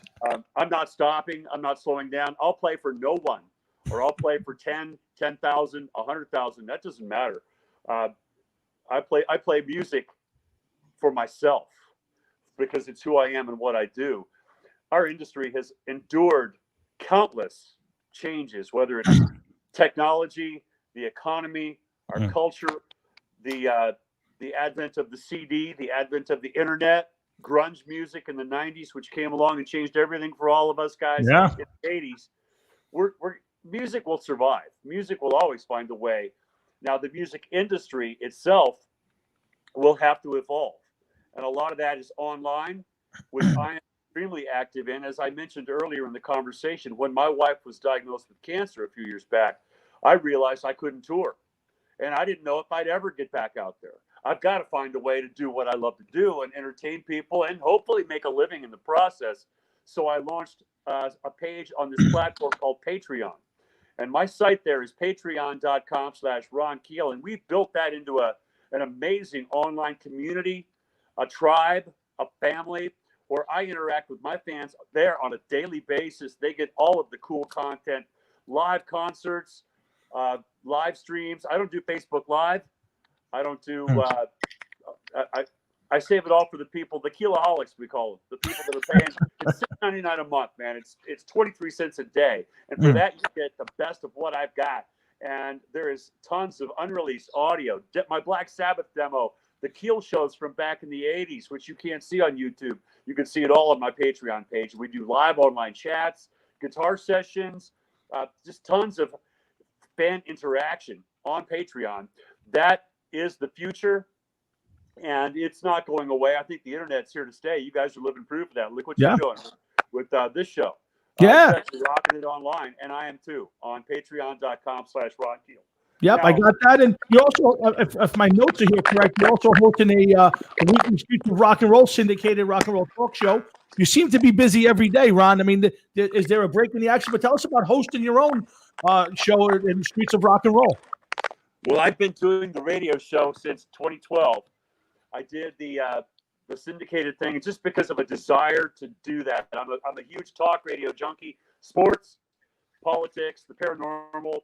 Because I'm a songwriter and a musician, I've always got 12 songs at least bouncing around inside my skull. So when it's time for me to listen to something other than what I'm working on, I listen to talk radio, a lot of sports radio, Outkick the coverage, Jim Rome. I mean, I'm a huge sports junkie, and the paranormal as well. So I always thought it would be really cool to have a show where I could speak my mind and also interview people like my heroes, rock stars, people in the industry insiders, authors, and so forth. And so I started the show in syndication in 2012. Ended up taking a couple of years on live terrestrial radio, hosting a midday show on KBET 94.5 here in Sioux Falls, where I was the number one voice on the number one rock station for a couple of years. And that was an amazing experience. Doing live radio every day taught me a lot. And I really enjoyed that experience, but it doesn't work with my schedule. I can't just clock out for 4 hours in the middle of the day every day to play music with my friends. You know, it'd be a cheat day. I've got a busy career and a busy life, and like you said, I am nonstop 24/7. I'm a workaholic. I love it. But the radio show is fantastic, man. I've had a lot of rock Hall of Famers on the show. Glenn Hughes was on a couple of weeks ago, which was so cool. And you can listen to the show on demand on my Patreon page or at ronkeel.com, my website. That's the one-stop shop to find links for all my social media. My radio show is on every day of the week on different stations all over the world. And if you want to find out more about me or check out some tunes or some videos or listen to the radio show or check out the Patreon page, all those links are at ronkeel.com. Wow, we'll keep promoting that. And let's see, Ron, I want to ask you also about Keel Fest. You know, that's an amazing thing. You had in Columbus, Ohio. Tell us about Keel Fest and what that means in the Keelaholics and what goes on at Keel Fest. Keel Fest was a show we did last May in Columbus, Ohio, and it was really just a dream for me. It was one of those ideas like, how cool would it be if I could get all my bands on the same bill and play a one long show and celebrate my entire career. And at the time, it was just an idea. And of course, I have a bad habit of making dreams like that come true. And we ended up doing that last year. It was a Steeler reunion for the first time in 35 years. Wow. Keel and the Ron Keel Band. And there was no breaks, no pauses, no intermission. A solid 3-hour plus show full of all of those songs with all of my brothers under one roof at one time on the same stage, and finishing off the night with the Right to Rock with all the guys on stage together. It was an amazing dream come true, and I'm glad we did it. I would do it again in a heartbeat, and the video from that night is all available to watch only at patreon.com/Ron Keel. There it is. And we'll keep pressing that. We'll put it up on our website. And you brought up Keel, and I wasn't sure if I was going to bring up anything about Keel because I know you got everything right in with the Ron Keel Band. But John Lahefka, RFL Records, one of your sponsors on your show, he wants to know. We're going to say he wants to know, will it be another Keel album? I got to ask the question. Probably not. Probably not. No. Keel is a brotherhood and a very close family of guys that have been together for 35 years. And I love those guys to death. And when we do shows, it's very much like taking all your old buddies on a fishing trip together. We all get together, we spend the week on the Monsters of Rock cruise, and we have a great time. We do some great shows, and we're still very dear friends. In fact, we speak almost every day, or text or call, especially yesterday or day before yesterday when everybody got the news about Edward passing away, Edward Van Halen. We all talked about that and what he meant to us, and kind of shed a tear together about that. But doing another Keel album is, who bought the last Keel album? It is the best Keel record ever, by the way. Streets of Rock and Roll released in 2010. It's 10 years old now. And that is by far the best work we ever did. Now, I don't know the exact sales figures because Frontiers Records will never tell you the truth about their sales figures. Now, if John Marchuka from RFL wants to make us an offer, all reasonable offers will be considered. But we talked about months of writing, recording, releasing, and then promoting, like I'm still doing now. Yeah. South by South Dakota came out in April, and here I am now still doing shows like this, promoting it and doing interviews. That process it's a couple of years. You end up making $600, pouring your heart out, and by the end of that, what do you got to show for it? Keel is not a career. Keel is a brotherhood and a celebration of what we accomplished in the 80s, but it's not a career. Ron Keel Band is. And Ron Keel is my brand and my band. And I am moving full steam ahead into the future. And there are going to be songs on my next record that sound like Keel songs. You can listen to Fight Like a Band from last year. And there are 4 Keel songs on that record. Tears of Fire, The Right to Rock, Somebody's Waiting, and Because the Night. Re-recorded versions of those Keel classics. And they fit right into what I'm doing now. They fit right into the context of it. Would you tell your wife, I'm assuming you might be married or have a significant other, would you tell her, hey, I'm going to take a couple of years off of this marriage and go sleep with this other girl for a couple of years. I'll be back, right? That's not going to work. It doesn't make good sense for your marriage. And every now and then she might let you go fishing with the guys, but she's not going to let you go sleep, sleep around for a couple of years. Just come home and it's a great analogy. You're $600. That's a great analogy. By the way, John said he's all in on the Keel thing. So just so you know, you've already started negotiations. Okay, I appreciate that. I love John Marchuka and RFL Records. Oh, I'm not sure if the interference is coming from my phone. That's why I keep moving it. But, yeah, you're a little better right now. I got a couple more for you, but I'm going to let you go, Ron. I'm sorry. Go ahead. I got a couple more for you. One thing I want to ask you is about writing. So, I've interviewed some guys who have, solo projects. Maybe I'll use Michael Sweet from Stripe, and I asked him, when you're writing your solo stuff, do you purposely write differently for your solo band as your regular band? I want to ask you, you write one way, and wherever it fits, it fits? Or if you're writing for, let's say, if you're writing a Keel album or a solo album, is there a different mentality of what you're writing? If you were to do another Keel album, yes. Streets of Rock and Roll is a Keel record. It's full of those 80s style rock anthems. And there are always going to be some of those on every record I do. But when I write songs, I write for myself. I write to fulfill that creative urge that's in my DNA. And if a song ends up being on an album or being played live by my band, then that's cool too. And my band, the Ron Keel Band, is extremely diverse. And that's one thing I pride myself on. We can play songs, and we do. We play Steeler, Keel, Ron Keel Band. We play Black Sabbath. We are able to fit all of those songs into the same context with a Ron Keel Band show. There's songs on Fight Like a Band, our original album from last year, that I did not intend on putting on the record. There's a country song on the album called Just a Cowboy that I wrote that I really loved and thought it was great. I was just playing it one day. The guys were rehearsing or writing, and they went outside to have a smoke break. When they came back in, I was playing this song, and they go, well, "What's that?" And so it's just one of my songs that I wrote, and they said, "That's got to be on the record. That's a great song." And the guys in the band insisted on putting it on the album because they love the tune. And so I think any song that I write is going to fit the Ron Keel Band in some shape or form. Every song I write is not going to fit Keel. And that is also one of the reasons why Keel it's a very specific goal. When we get together to do shows, we don't include any of the Ron Keel material or Ron Keel Band. There's no Metal Cowboy. There's no music from Mark Ferrari's other projects like Cold Sweat. It's all Keel music, all the hits from the 80s and the fan favorites, like I Said the Wrong Thing to the Right Girl and Speed Demon, things like that the fans know and love and expect to hear from us. That's Ron Keel. You can check him out on ronkeel.com. Go to, of course, patreon.com/Ron Keel. Seems like it's a VIP members. You pay a few bucks a month and you get a lot of great content.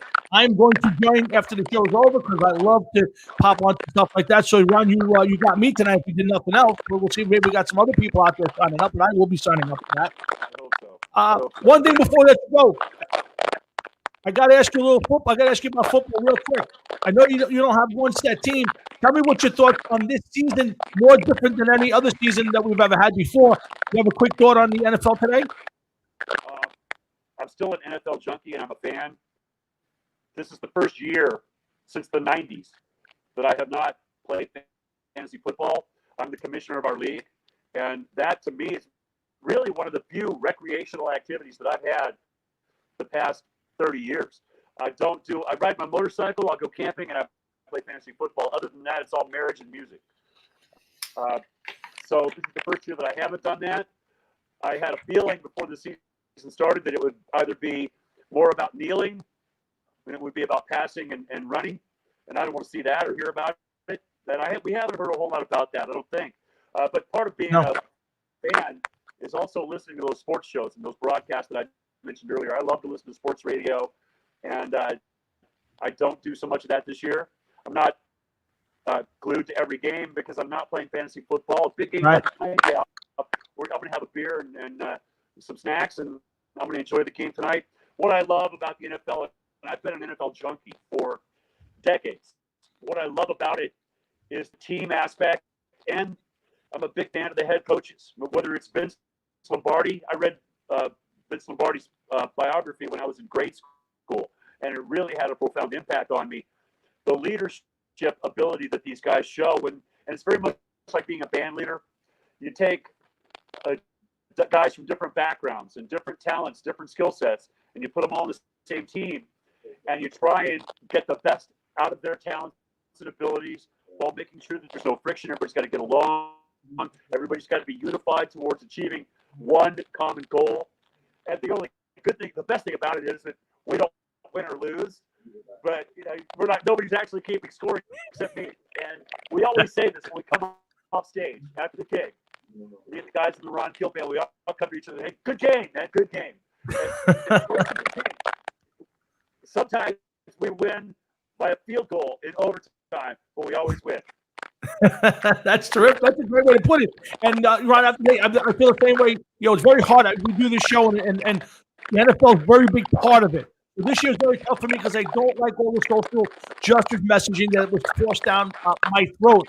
So I'm not watching as much as I normally do. I'm not doing fantasy football for the first time in a few years because of it. So I feel the same way you do, but because I do the show with Jeff, I kind of have to keep an eye on it more than I probably want to because of what we do here. So I kind of hear what you think. But you're an NFL junkie, you watch all the time, but you're not latched onto one team. Is it during the season you kind of get grab one team and you run with it? Or how does it work for you? Like you just watch random games? I just want to be entertained. I remember some of those classic, unforgettable matchups and games that we've seen with Elway, the drive. I mean, come on, man. I remember I watched that game over and over again.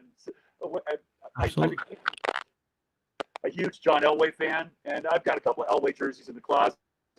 Elway was my hero. The way he took that team on his back and went to all those Super Bowls and lost, and then finally to get over and win one, and then win another one, back-to-back Super Bowls, and then walk away. It's just the greatest sports story for me, it's the greatest sports story of all time.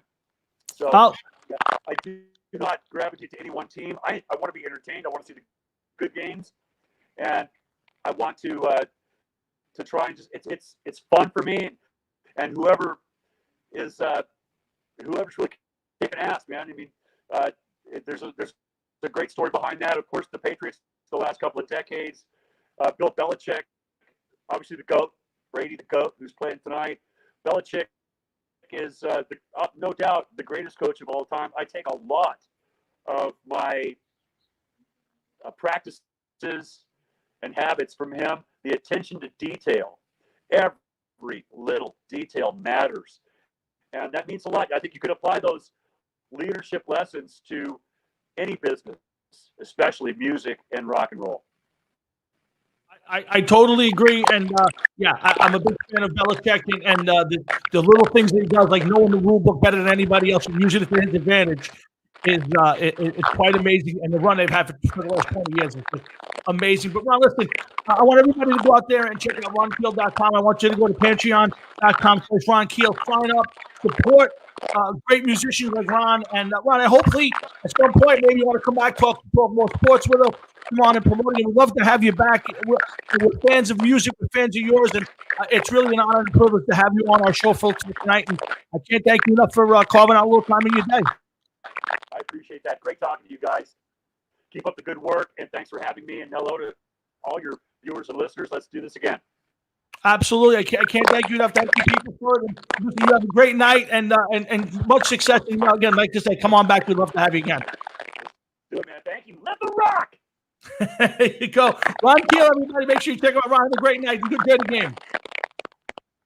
Take care. That's Ron Keel, everybody. Yeah, it's a little tough on the audio. I don't know if that was us or his phone or. Well, we don't hear it more. Would this guy have a fucking razor phone or something? I don't know. Yeah, again, there was. I don't know if that was us. No, you don't hear it no more. Well, again, I heard it before. Hey, anybody who out there listening, how does the audio sound now? Is the audio back to normal? What's the deal? Is anybody hearing us? We'll see if we get anybody to answer. But thanks to Ron and his people, and did a lot of fun on the interview. And Jeff, I got to be honest. I think he kind of bit back at you on your question a little bit. Fuck him. How's that? Thanks, John. John says we're clear now, so it must have been Ron on his phone. So not much we can do about it. He did bite back. Listen, it's not my fault that you left metal and went to country music. That's fine. That's your business. Simple question. You know what I mean? You don't have to fucking. I kind of agree with you, Jeff. I thought it was a simple question. What's in his DNA? What do you mean, Catherine? Perfect. Thank you very much. Yeah, I didn't think it was a bad question to ask because I have to be honest with you. I don't consider the album he did of covers to be metal. Now, I don't think it's disco. It's a hard rock. It's different than what he did with Keel, and he even said his Keel stuff's different. So I don't think it. And Steel is a different album. So I don't think it was a terrible question to ask, but I definitely think he wasn't thrilled with the question. Yeah, well, listen. How could you say this? I've gone 54 years with never speaking to Ron Keel. I'm sure I'll go the rest of my life perfectly fine. There's other things that I need to get into. Anyway, I want to thank everybody at Ron's, Lori and Bill and everybody there, and I'm sure John Mahefka had something to do with this interview tonight. So I want to thank John, and it's always a pleasure. I wish the audio was a little better because he was a good guest. He gave us some sports. He was talkative. It wasn't like we were pulling things out. So thanks to Ron Keel and his people. Had a great time, and make sure everybody goes to ronkeel.com and go to. Patreon. I wanted to expand on the Ingve thing, but the audio was so bad that I just couldn't do it. You had nothing nice to say about the man. Yeah, that's all right. Before we get to the Giants, the notes, by the way. My sack is fucking twisted. Why is your sack twisted, Jeff? Because it is. I'm not going to go into this right now, right here, but I'm just announcing that it is twisted. Oh boy! All right. So before we get, let's go check your phone. That's why you're twisted. Oh yeah. Okay. I believe. I did sort of read that, Jeff. You know what? While I'm reading this, let me ask you. Let's end the Eddie Van Halen tribute in the right way because we really didn't get a chance to end it properly because we had guests. Do you think of Eddie as a generational iconic musician? To me, it seems like everything has kind of stopped a little bit to. The world has stopped to kind of pay tribute. His music sales have gone up 6,000% since he passed away. Unbelievable, man. Of course, the guy's an iconic generational talent. There probably has been less than a handful of guitarists that came after him that'll ever have the same impact on him. Every once in a while, a musician comes around. Paul McCartney was mentioned earlier. Eddie Van Halen, Randy Rhoads, Dimebag Darrell, just a handful of people. Maybe Ronnie James Dio, but maybe not even Ronnie James Dio. And some of these guys, these men and women in the music world, leave their mark, and they leave such a mark that it could never be erased. And I'm sure that 50 years from now, people will still be talking about Eddie Van Halen and what he accomplished and what he did as a guitar player. He had a phenomenal amount of talent. We all went through a stage with Van Halen, listening to Van Halen and being into Van Halen and being fans of the band. It was just it's a shame because it's another part of our past. That's gone.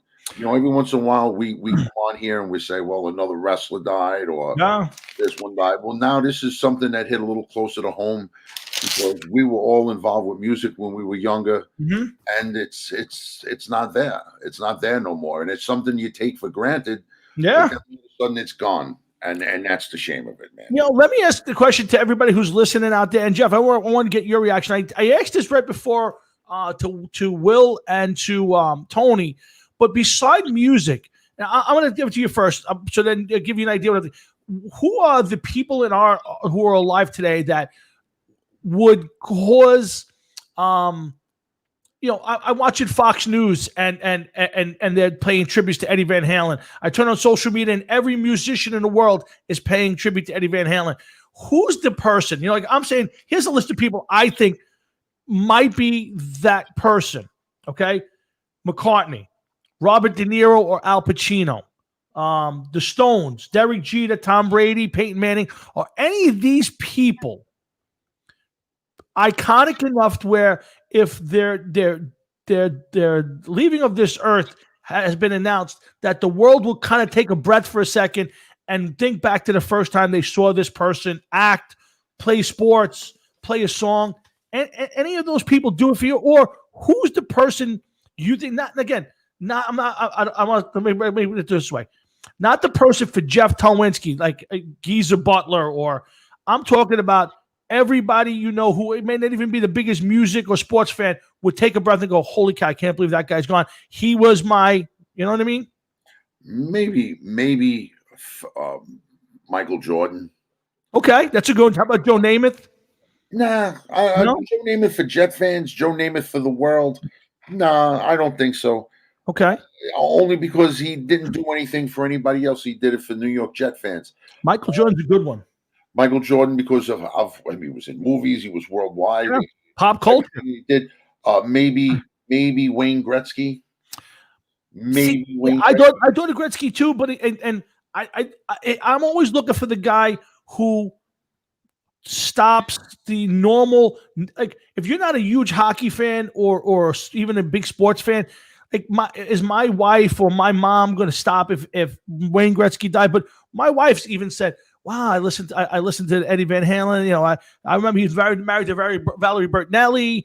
Who's is Gretzky that guy?" It's tough to think. I've been trying to do it for 2 days. And I hate to say this. Go ahead. I hate to say this, but if it would depend on what time of the year Wayne Gretzky died.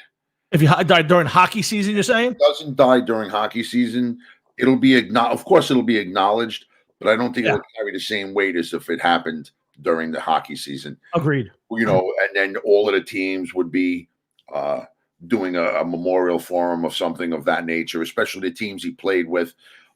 So, I mean, I think that it would be depending on the time of the year that he died and also how old he gets, because hockey, unlike a lot of other sports, it seems like a lot of these guys get forgotten. Yeah. You know what I mean? And I don't even know if there's people that even know Wayne Gretzky. I'm sure they know Wayne Gretzky. Yeah. But does he still carry the same weight that he once did? So I don't know.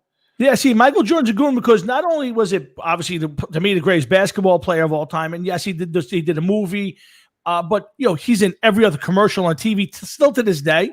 His logo has to be one of the, if not the most famous logo in the world. Just the sneakers alone. Right. So to me, that's a guy that, when he passes, my mom will go, "Hey, I heard Michael Jordan died." Not that I'm wishing that on Michael Jordan, don't get me wrong. I'm just saying this, I always look for that. Who's that generational guy who, when he leaves, the world will take a breath and say, "Wow, I can't believe he's not here anymore." And Eddie, to me, was that guy. Definitely Paul McCartney. More so, and if Paul McCartney is the last Beatle on the face of the earth, time will stand still. Yes, I agree with you. See, still for a couple days. Yeah, I agree with you. I think McCartney's so big that they will have wall-to-wall coverage of his funeral if they're allowed. Like, you will see video and people will be. I think he is that guy. I think Jordan may be that guy at some point, but you're right. I think to me, McCartney's that guy now because the Beatles.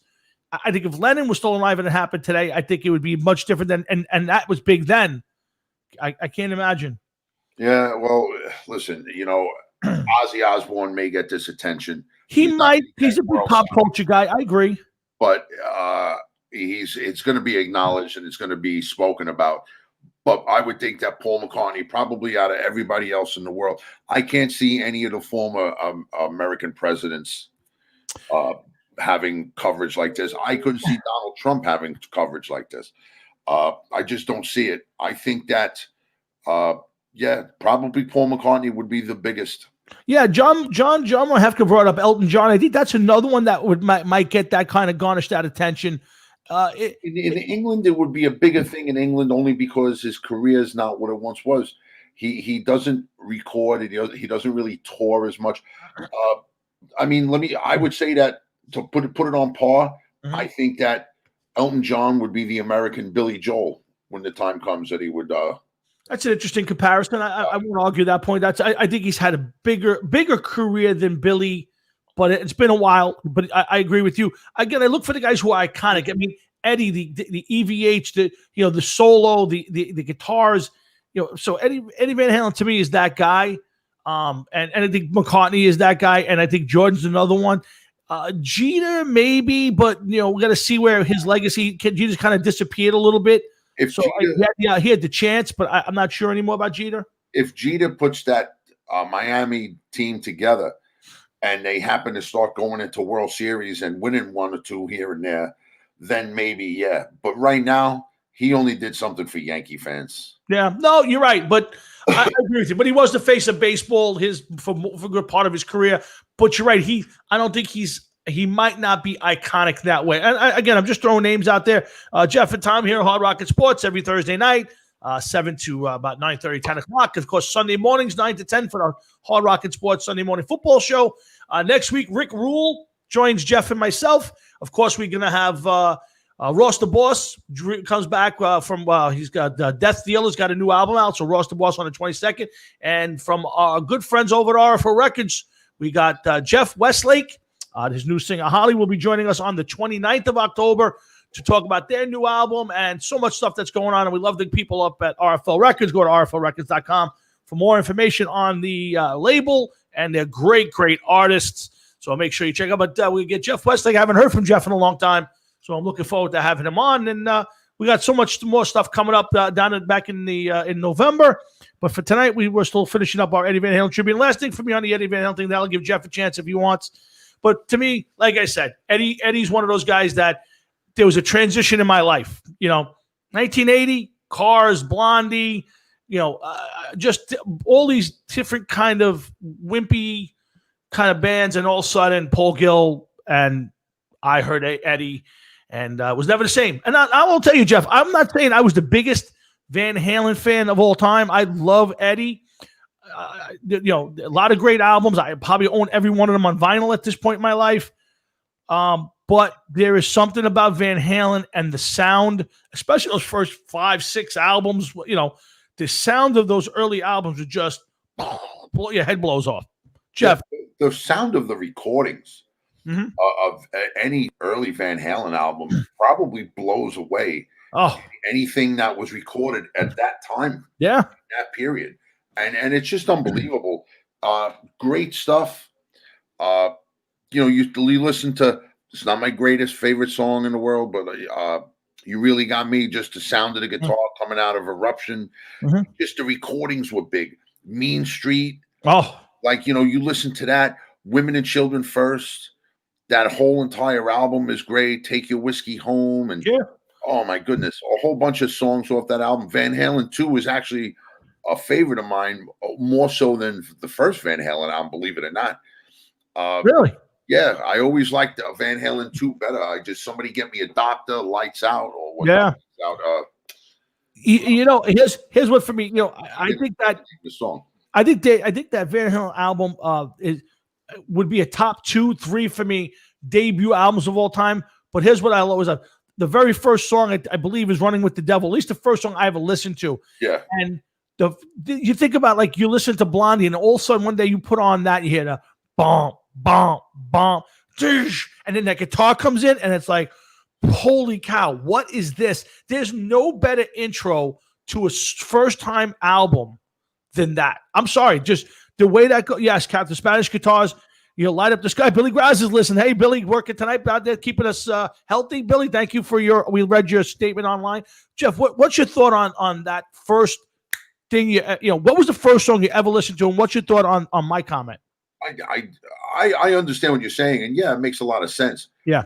Back then, it was something completely different. Yeah. And that album was out a couple years by the time we actually heard it. They might have been on to their second or third album by the time we actually really started getting into that. Yeah, absolutely. Yeah, sure. Great stuff. And you're right. That album, just the way it starts off, and then it's like it catches your attention. Oh, and listen, innovative, great, generational, one of a kind. Oh, whatever you want to say to describe it, it probably fits at this point in time. He's somebody that's launched God knows how many bands just by picking up the guitar and playing. Yeah. How many made other guys stand up and say, like, I want to do that. I want to try to do that. Look at Tony Gunn. I've seen and listened to Tony Gunn play some Van Halen stuff that, like, the guy must have locked himself in his room and not ever fucking come out. Yeah. Because he just wanted to learn how to play Van Halen. And he plays it great. Yeah. Take it away from him. The guy plays it great. No doubt at all, Jeff. And here's the thing. This is my last thing. I'm sorry. The one thing about Eddie, and this is, you could have took one of my guitars, put it in his hand, and you would sound like Eddie Van Halen. Like, you listen to Beat It, and all of a sudden there's a guitar in there, and you go, that sounds like Eddie Van Halen, because no matter what he played, his tone and his style never changed. No, they didn't. They didn't. He was just an unbelievable player. Yeah, and left us way too soon. And if you guys, we got Billy Grass says "Light Up the Sky." Catherine Bond, Tony Gunn. Yes, he does, Catherine. I've seen a lot of guys play Eddie stuff, friends, people online, and Tony. Jeff said it perfectly. He's meticulous. He learned every single note. There's very little, improvisation to it. And if you're gonna do it right, Tony did it right. What the hell are you doing? You know what that is? I have no idea. You're about to find out very soon, my friend. Oh boy, here we go. But yes, guys, here we go. Are you ready? Let's make the transition before it gets too late. Okay, go ahead. So, guys, thank you for listening, and we're going to move on to some sports. I got a lot to get to. I'm going to turn it over to Jeff because he's itching to abuse me. So, Jeff, go ahead, jump in. Guess what I did today? Took a dump? No. No bought a new bass. Oh, you bought a new bass. Oh, I saw the purple. Beautiful. Actually, the picture you sent me was really a nice picture, but much better color than the first picture you showed me. Well, that's the color it is. I think that they actually took the thing with film, flash and stuff like that. But, I bought it in honor of Eddie Van Halen. Oh, nice. That's a nice tribute. I think all I'm going to say is I think everyone should buy a little musical instrument in honor of Eddie Van Halen. You do? Oh, without a doubt. And if you don't, you're probably not a musician. After my last text message, I'm not sure I'm going to work. Oh, don't you worry. I already got plans. I figured you did. Thank you, Catherine. Yes, thank you, Catherine. Thank you. So, go ahead, Jeff. This is what I want to talk about tonight. I want to make this quick, okay? Because but we got other things we need to discuss. Okay, real quick. The Jets suck. Sam Darnold is done. They need to clean house, get rid of Adam Gase. Blah, blah, blah, blah, blah, blah, blah, blah, blah, blah. They suck. On to the Giants. Tom, and the reason I just want to blow right through the Jets is because there's nothing that could be said. This is like finding a three-legged gazelle in the middle of fucking the Serengeti and there's a pride of lions. You just can't fucking do anything right with the Jets. There's no reason to talk about them and waste that. I got you. I can't argue with you anymore. I have nothing left to argue about when it comes to the Jets, Sam Darnold, or Adam Gase. There's just not left to talk about. I have a page and a half of notes here. For the Giants. Well, yeah. But I got a question. I'm going to ask some serious questions. I'm ready. The NFC East, Tom. Yeah. Does 4, 5, or 6 wins top this division come the end of the season? I'm going to say no, but I won't doubt that somebody sub 500 will probably win this division. And I'll tell you, if somebody wins this division with 6 wins, they shouldn't even be allowed in the playoffs. I'm telling you right now, we're 4 games in. Okay, every single team in that division, including your beloved New York Giants, yep, who he'd go with the rest over here. And I gotcha. Okay. Have a chance of winning this division. Yeah. And they're 0-4. And they still have a chance to win this division. How is that? How is that? Dallas can't stop. Dude, Dallas, I would take you, me, and Tommy and get 4 of your kids and some of their friends, and we'll take on the Cowboys and probably win. Yeah. I watched that game Sunday, a good part of it. And Dallas, again, just can't stop it. Tackling, terrible. Can't stop anybody. There seems to be no heart out there.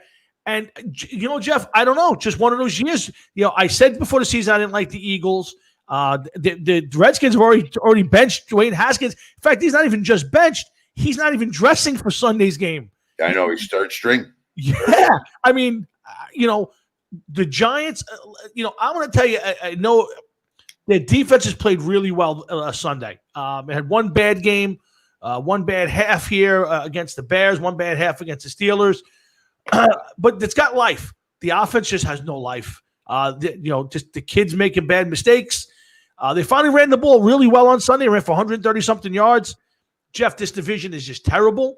And the only hope they have is one of these teams runs the table and wins 5 of the 6 of the 8 games or 7 of the 8 games they get to play. 5 of the 6 games. And that would be the only way that anybody's going to win, some games here. All right. Well, as you know. Yeah. Yeah, there he comes. There he goes. Go ahead. They are the only winless team in the worst division in football. Yeah. They are the 6th worst team since winning their last Super Bowl. Mm-hmm. Last week was the 2nd week in a row they couldn't score a single touchdown, marking the first time they've gone consecutive weeks since 1998 with no touchdowns. Giants have 3 offensive touchdowns, fewest in the league. The only other team that has less than them is the Jets. Less than 7 touchdowns is the New York Jets. That's bad when you're getting there. Okay, I can't argue it. But red zone trips this season. 4 came Sunday versus the Rams. These drives produced only 3. The 10 drives have produced only 3 field goals and 2 touchdowns. And Jason Garrett, the crown jewel of the New York Giant offense, has averaged 2.9 points per red zone possession. Yeah. Worst in the NFL and the CHAFL, whatever that college Catholic high school football league is, whatever. And last Sunday, they could only generate 3 field goals. I'm not going to ask about the Jets anymore because they just suck. But the Giants seem a little bit more interesting for me. What do they do? What do they do? What do they hope for? What could you do? You know what, Jeff? Here's the thing. I'm going to blame it on a couple of factors. One factor being no new coaching staff, no off season to really work all the kinks to get this in there. A young quarterback still learning the game. Now, the one thing I'll say is I watch Justin Herbert. I watch Joe Burrow, and I see how well they play. And I'd like to see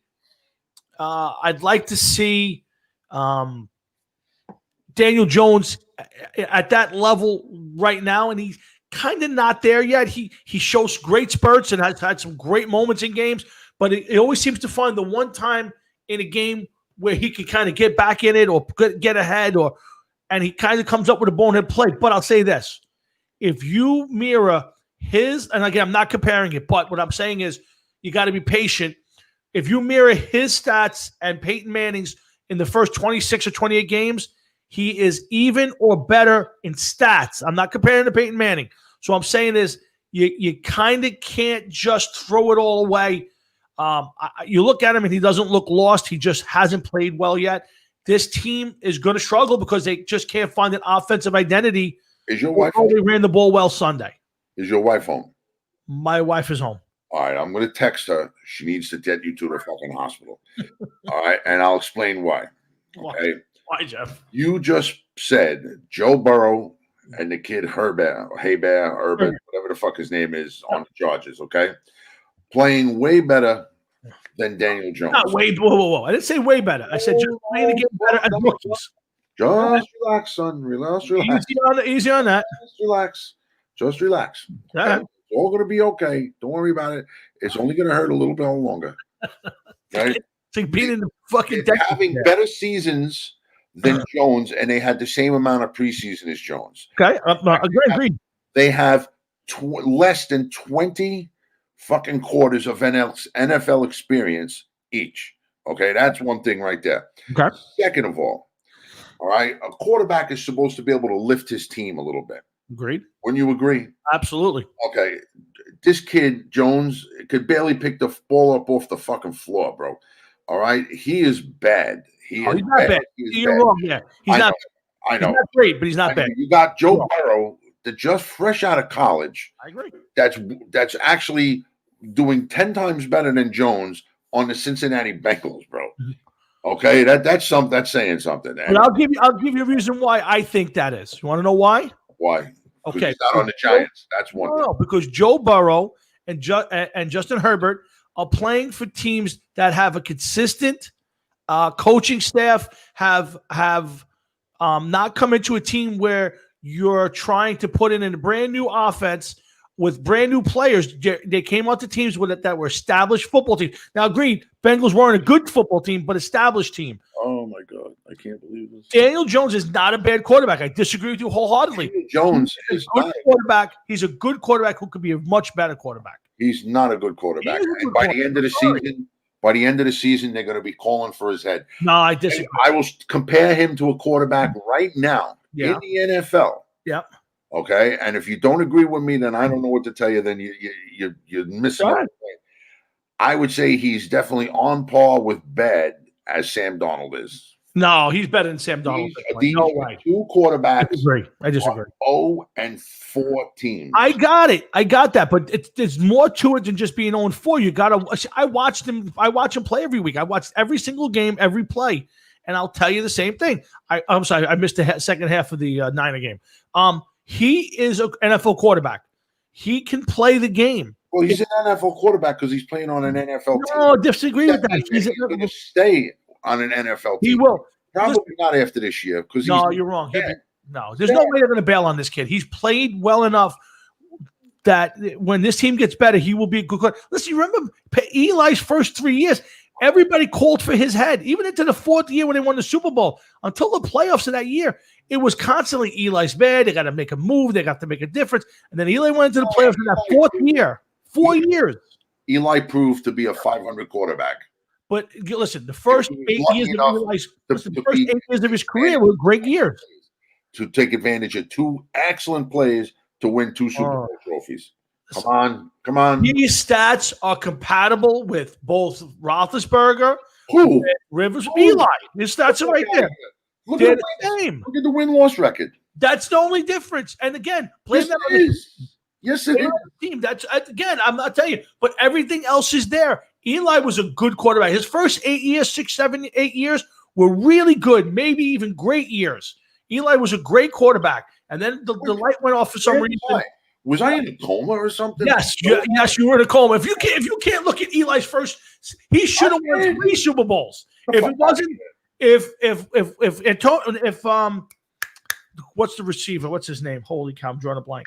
If the guy doesn't shoot himself in the leg, Plaxico Burress. If Plaxico Burress in 2008 or 2008 doesn't shoot himself in the leg, the Giants win the Super Bowl that year. They were 11-3, best team in football, and he shoots himself and it just went out of the balloon. I'm telling you, you can say whatever you want. Watch 2 or 3 games. I'm not saying anything. I can see it. Watch 2 or 3 Giant games, and if you could honestly come back and tell me that Daniel Jones is not an NFL quarterback, so be it. But you got to watch the games because I watch it all the time, and I will be the first to tell you he has not played exceptionally well. You will be the last person. Let me explain. Mr. and Mrs. Jones, who gave birth to Danny Boy, we turn around and tell you that he sucks before you do. You did everything in your power to hold on to Eli Manning for as long as possible. Yes. The February card had expired, and it was time to bring the book back, and you were still like, but I want to sign him for another 14 years. No, what I said was, and I said every year for the last 3 or 4 years, tell me who's better, Give me somebody better, and you can take Fucking half the league. Half the league is better. No, come on, stop. Come on. Dude, stop. I would take Alex Smith. Get out of here. The week after he got fucking crunched and his leg twisted and snapped in half as my quarterback before I would sign Eli. This is why you have there's nobody puts any credence into what you have to say. What do you mean? I turn around and I've said it since the beginning, since they drafted Sam Darnold. Yeah. This isn't the kid. This isn't the guy. Well, this isn't the one. Again, but that was because anything the Jets touch is like turns to shit. I will know when the Jets are on their way up. Okay? How will you know? Because I'll know. Believe me, I'll know. Let me tell you something. Anytime they win 2 games in a season, they're on their way up. No, they're not. No, they're not. Why? Because last year when they were 1-7 and finished 7-9, 7-2 to go 7-9 or whatever the fuck their record was, because they were beaten up on all of the teams that sucked even worse than them, which was hard to believe. There is nobody worse than them this year. Okay, the Jets are not favored for one game for the rest of the remainder of their season. Okay, the Giants are favored in one game. Yes, October 18th against the Redskins. Okay, that is it. Both again suck. And I'm telling you right now, the Jets are worse than the Giants. I agree. I wholeheartedly agree with that. I think that team has bottomed out, and I agree. I think that team needs a total scrubbing. You could probably keep Douglas. He hasn't proven enough one way or the other. But from that down, you scrap that entire roster and you start from scratch. I agree. But the Giants are a different case right now. You know who I would want to see the Jets hire as their new GM? Oh, no, here we go. Who? You. They should get me. I can come to every game and call for your head. I know for 40 years. Fire. You'd be at my opening press conference asking for my head already. Listen, I'm like I said, I'm honest. I like Daniel Jones. He shows me a lot of good stuff. He reminds me a lot of Eli in the beginning, and not just from an ability standpoint. Just he's frustrating because standpoint. You mean? I'm sure he will go down the field. He'll make some really great plays and make some tough runs, and then all of a sudden, again, the Rams last week, he drives them down.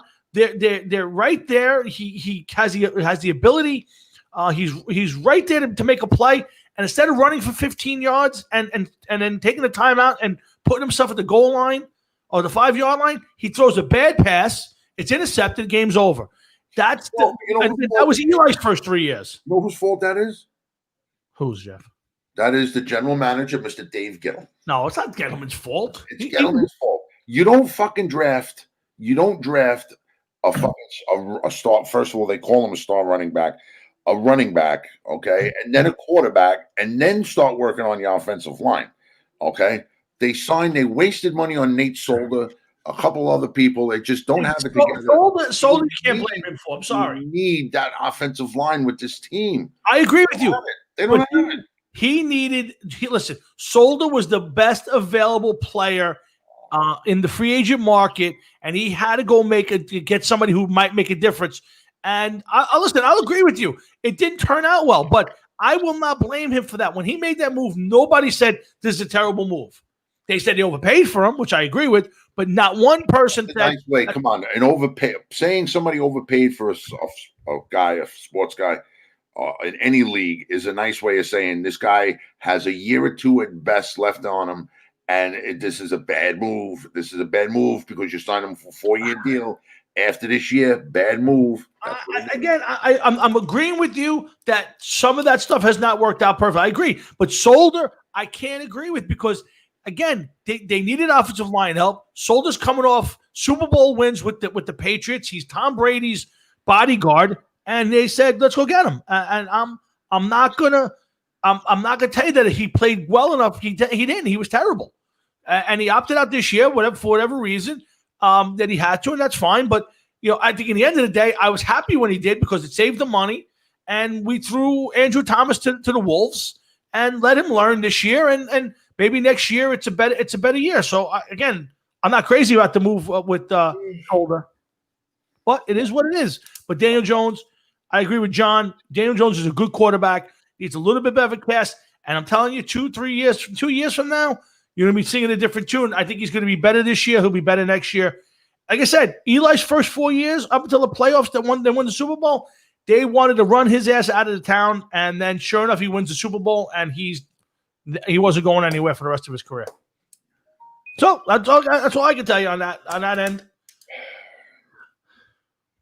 Just shaking your head. I can hear the rattling. I'm shaking my head. Of course, I'm shaking my head. Okay. I'm not going to get into why I'm shaking my head right now. I want you to get into why you shake. Okay. I believe John, as nice a guy as he is, he's pumping you up. He's not. John's a very honest pumping you up to fail. John, you're pumping Tommy up to fail. Stop it. Stop it, John. Stop it. John, don't listen for what it is. Daniel Jones is a scrub. He's not. Oh, please. This is why nobody puts any stock into what you say, because it's so. What I got? More notes. Where's your light? Where's your light? What's with the light? No, don't worry about my wife. Don't worry about my wife. No, your light. The light you were shining in my face, like you were the cops stopping by the Penny Beach to check us to see if we had beer. Yeah. Is that your star? It's your light. Yeah. Oh yeah. Look. Yeah. Hard Rockin' Sports. Tom, Jeff, hanging out on a Thursday night talking some sports. We talked to Ron Keel tonight, and we got a few more things coming up. Are you done with your Giant stuff now? Can we move on? I'm done with my Giant stuff, but I'm going to take it over here. Go ahead. I like the pace I'm moving here. Okay? Go for it. You're on fire tonight. Yankees. Oh, go ahead. Go for the Yankees. Okay. You know I'm not a baseball guy, but I follow certain things at certain times of the year, and playoff baseball is one of those things where you always give a peek in at. Mm-hmm. Correct me if I'm wrong. This will be the third year in a row that the Yankees are poised to be a World Series contender. At least, right? 17, 18. No, this is actually the fourth year. Okay, 4 years in a row. Yeah, 4 years. Yeah. 3 years with Judge and Stanton. Yeah, third year. Absolutely, yeah. Tom, this is another question. What do you do here? Okay, everybody's saying that, the Yankees could club you to death. Then Stanton gets hurt almost instantly. Then Judge gets hurt no matter what happens. Okay, I already asked you a couple weeks ago, is Judge a bust? To me, Stanton is a bust. I don't know why they're even paying this guy. I would try to trade him, get rid of him, cut him, do what you got to do to get rid of him. Too much money. He like the Ellsbury, only he can hit the ball harder. Yeah. And then the pitching. Well, you could get guys that could put 10 runs up on the board, but you got pitchers that give up 12 runs. What is the point? What do you do? How do you fix this team before the window's closed, or is it over? Is this what are they going to do? Yeah, the window's not over. They're still a young team. Yeah, I agree with you, Jeff. I thought the pitching was better this year, but it was only 60 games and 12 starts each. The hitting had some ups and downs, but this is still a good team. Here's the first thing. You got to get rid of Gary Sanchez is a detriment behind the plate. And again, here's a guy who's supposed to be their best hitter. He only played one game so far. As far as I know, he didn't start tonight. And he kills the pitchers. You can't throw a ball in the dirt to try to get a swing, because the likelihood is that it's going to skip past him. So, no, I think you're stuck with Stanton. I never liked the deal. He's on fire. He must have hit 5 home runs maybe 6 home runs in the first 2 series so far. So he's been on fire, but it hasn't helped in these last 2 games. No, the window's not closed. Off season, another pitcher, and probably a catcher. That's what the team needs right now. You can't hold on to a guy on your roster. Yeah, because he can hit home runs by the time he's ready to play in late August, September, going into October. Yeah. Yeah. The problem is, Jeff, he's owed too much money. The guy's owed $200-something million. Why in God's name would you take him? It was a bad move. I don't understand. They didn't have any place to put him. Correct me if I'm wrong. They didn't have any place to put him when they got him anyway, right? Well, because he's basically a right fielder, which is really what Judge is. So, the Yankees in 2017 were a fun team because they were young. There was a lot of athletes on that team. Even Judge, as a big guy, was a good athlete. It was a fun team. And then they put Stanton out there. And beside the fact that he keeps getting hurt, he's not the most mobile player. And when he's not hitting home runs, he wasn't getting on streaks. So, yeah, I never understood the trade. They spent a ton of money and I don't think they're going to get the reward for it. And they're stuck with him until he's 38 years old. He's how old? He'll be 38, I think, when his contract's up. Oh, okay. He's not near 38 now, isn't he? No, he's 30 or 31. Yeah, I think they got another 6 or 7 years left on his deal. Oh and it's terrible. It's at some point you got to hope somebody will take him from you. I don't know why they would, or you're going to have to just bite the bullet and call it a day and just release him because he will be a detriment. Ellsbury a few years ago, and they couldn't take the thought of paying him, and they couldn't get anybody else. Do you think that they give this guy? I don't know what they owe him, but do you think they give another team $100 million and say, please take him?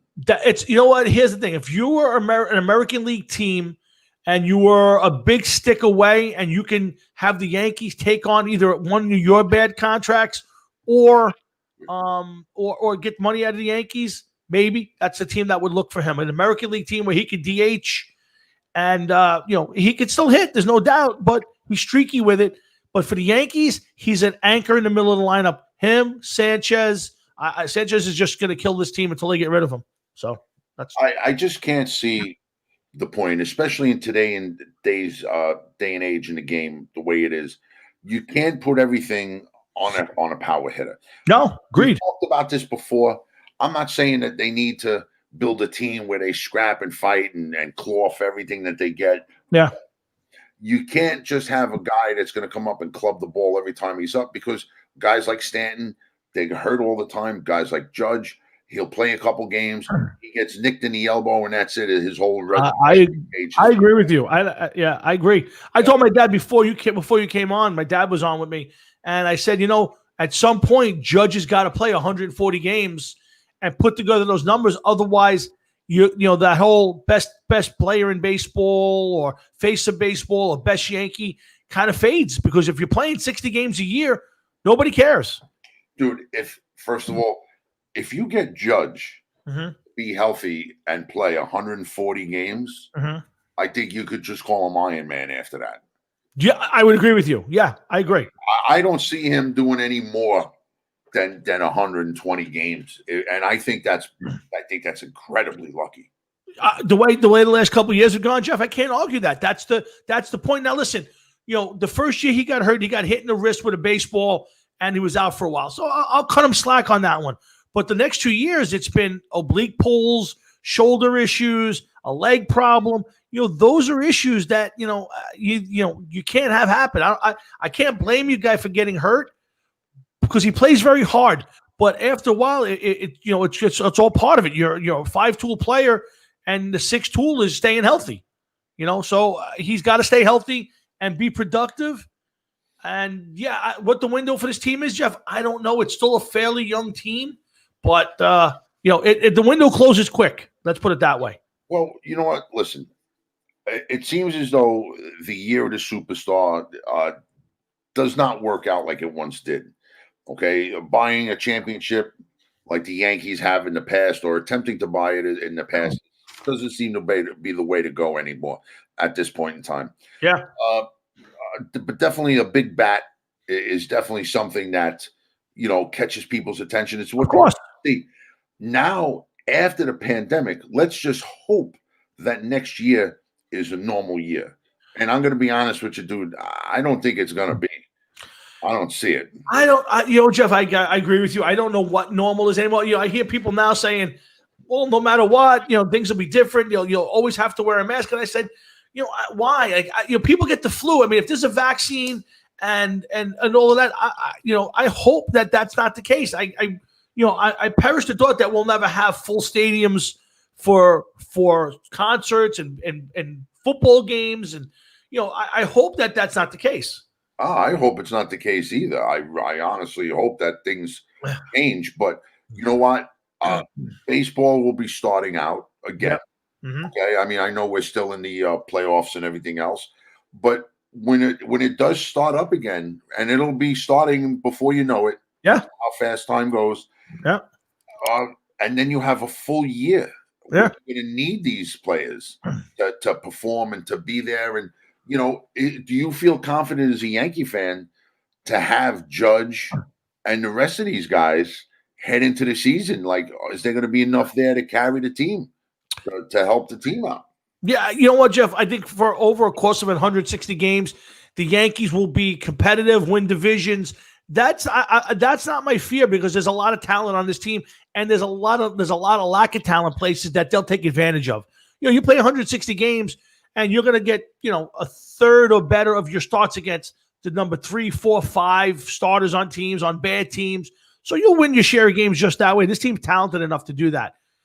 The problem is when you get to the postseason, it's different, and you need Stanton and Judge and LeMahieu and Garrett Cole to be elite at that point. And right now, they're not right up to this point. They have not been elite in the playoffs since 2017.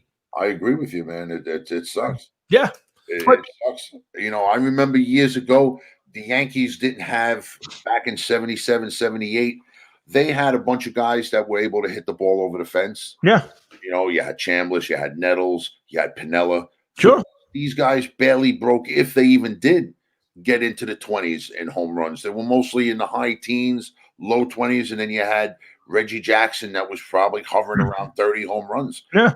Nowadays, you want the crowd behind you, so you need to hit the home runs. You need a solid home run hitter. Somebody who could drive in runs. You can't have a team that's going to peck away like the old time Yankees did. You just, I don't think it works. I don't think it's going to work. Well, teams don't know how to play that game anymore, Jeff. So you're stuck with, and again, I don't think the home run hitting team is the way to go either, because it's all or nothing. I mean, game 2, the Yankees struck out 19 times. Game 3, they lost both games. They struck out 9 times. It's a home run or nothing, and that's the problem. This team doesn't know how to build and put wins together that way. And again, until they adopt that. 2017, they hit home runs, but they were athletic. They were running. They played great defense. So to me, that's the answer to win. For me, unless you're going to get on a roll and bludgeon people to death, and they're up right now 2-1 in the 6th inning. In game 3, must win for the Yankees tonight. Game 4, I should say, a must win. Otherwise, the Rays will move on to face. I think it's the A's. I'm not sure if they won or not. They get to see the score of that game, but we'll see what happens. But yeah, Jeff, listen, the window is quicker than most people think. What the Yankees remind me of right now, and I'm not sure how much you paid attention to them back then, but those early to mid 90s Atlanta Braves teams. They had great pitching. They win the division every year. They went to a bunch of World Series, and they won one. And because they just could not get over the hump. I remember those teams, the Atlanta Braves. Yeah. They won, what was it, like something like 15 consecutive NL East? Something like that, yeah. Yeah. Every year they won the NL East. Every year. Yeah. And they couldn't win the big ones. No. And the Yankees are synonymous with winning, and now 11 years since their last title. Yeah, it'll be, if they don't win this year, it'll be 11 years since they won their last title. So, hey, listen, listen. All you want, and I say it all the time, is the first thing you want is to play games the last month of the season that are meaningful. Football, you want to play meaningful games in December. Baseball, you want to play meaningful games in September. And it's a semi-successful year because nobody wins every year. But when you get to October, you get there every year, you got to put a couple away. You got to put a couple, in the bank and say, hey, I won one. I went to another. And this team has not done that yet. Now, they did get cheated at least once by the Astros. Did that cost them? I don't know. Well, you know what, Tom? It's still, if you have the talent, it's got to be able to win. Yep, absolutely. That's all there is to it. You can say whatever you want. We can figure out scenarios and everything else. But if you have the talent on the roster, it needs to produce once in a while. It's like, well, it's like having a football team and drafting the pieces you need out of place, and then send them out there, and your quarterback is just not ready for NFL prime time, and your running back just rushes the ball 27 times a game and gets 6 yards, and your team just can't win a game no matter what they do in a shitty division, Here we go. All right, listen, you've had your fun. Can I take over for a minute, or you got more stuff you want to get to? I'll butt in. Okay, I want to talk. I want just a minute on the NBA. I don't watch much NBA. I don't watch any NBA. I don't follow much. But there was an interesting article this week where the commissioner came out and said, well, next year we're probably not going to be doing the social messaging on the jerseys, and we're not going to be doing the on the court stuff. Like that was kind of this year, but next year we're going to get back to normal. People want to get back to normal. And the reason he has, Jeff, and I don't know if you pay attention to it on Facebook, social media, ESPN, but the ratings for the NBA are all-time absolute bottom of the barrel lows. And I think the NBA is scared to death that they've kind of, lost a good amount of their fans. And I think other sports will pay attention. What's your thoughts on NBA kind of, fading? Well, listen, I hate to say this, Go ahead. okay, but you got to wonder if all of the sports leagues adopted Black Lives Matter and social justicing and everything else in not a strike short, but a pandemic shortened season. And sometimes it just makes you wonder, like, did they do this on purpose, knowing that maybe this is a season to lose out on? Because kind of a throwaway season? Yeah, kind of. Okay. I'm not saying that's definite. But I get your point. It's a possibility, don't you think? Absolutely. I think if they had said we can't do this for 160 games, but exactly. They can't do it for 160 games.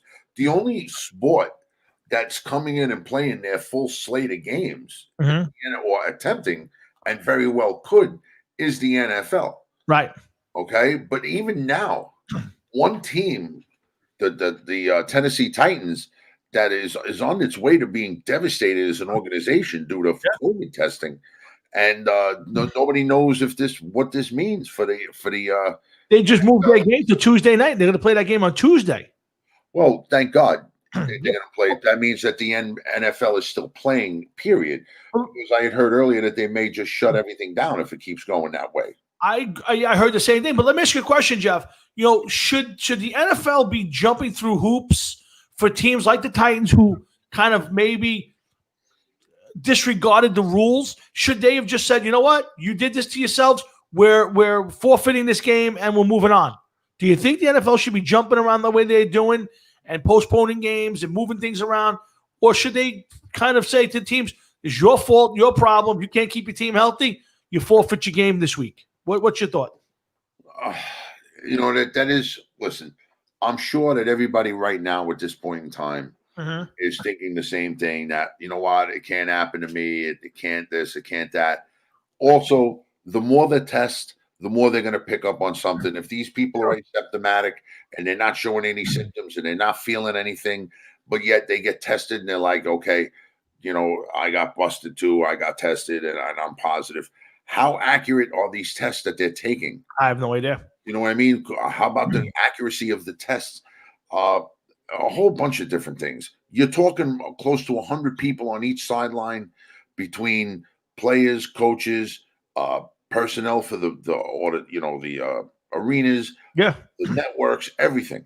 Okay, there's a couple hundred people at each stadium. Yeah, every day is something different. Oh, it's not airborne, and now it is airborne. Now it could live on your skin for 8 hours. No, we were wrong. It's 12 hours. It's this, it's that. So every day is something different. They still don't know what the fuck is going on. And, the president of the United States catches COVID, or exhibits signs of COVID. And then what does he do? He goes in, he gets treated. That's fine. We expect that. That's the president of the United States. He should be treated. Yep. Then he comes out, and now he's driving around in limousines and then everything else. So other people are going to see this and they'll be like, well, if he's okay, then I'm okay. Yeah. And then he's okay. And then that one's okay. And it's a bad way. Nobody is handling this across the board on the same level, and it's maybe if somebody took it seriously, maybe things would be different. We're going to take 2 weeks to flatten the curve.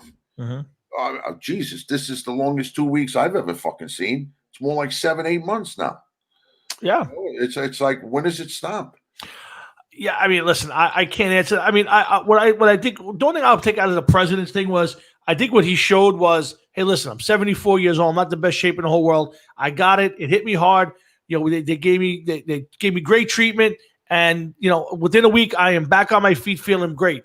And I think the thought was, We need to live our lives and deal with things as they come. We can't lock ourselves in a basement. We can't lock ourselves in the house and not go ahead and live our life. Just do the best you can to stay safe and move on. And I think that's the one thing I took out of what happened with the president. Whether you agree with how he did it or whatever, I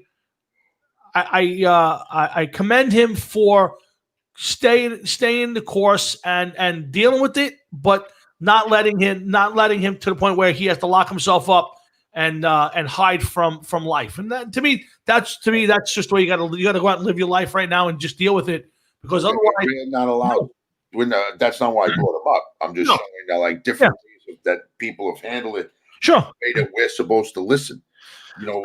We have a president that he's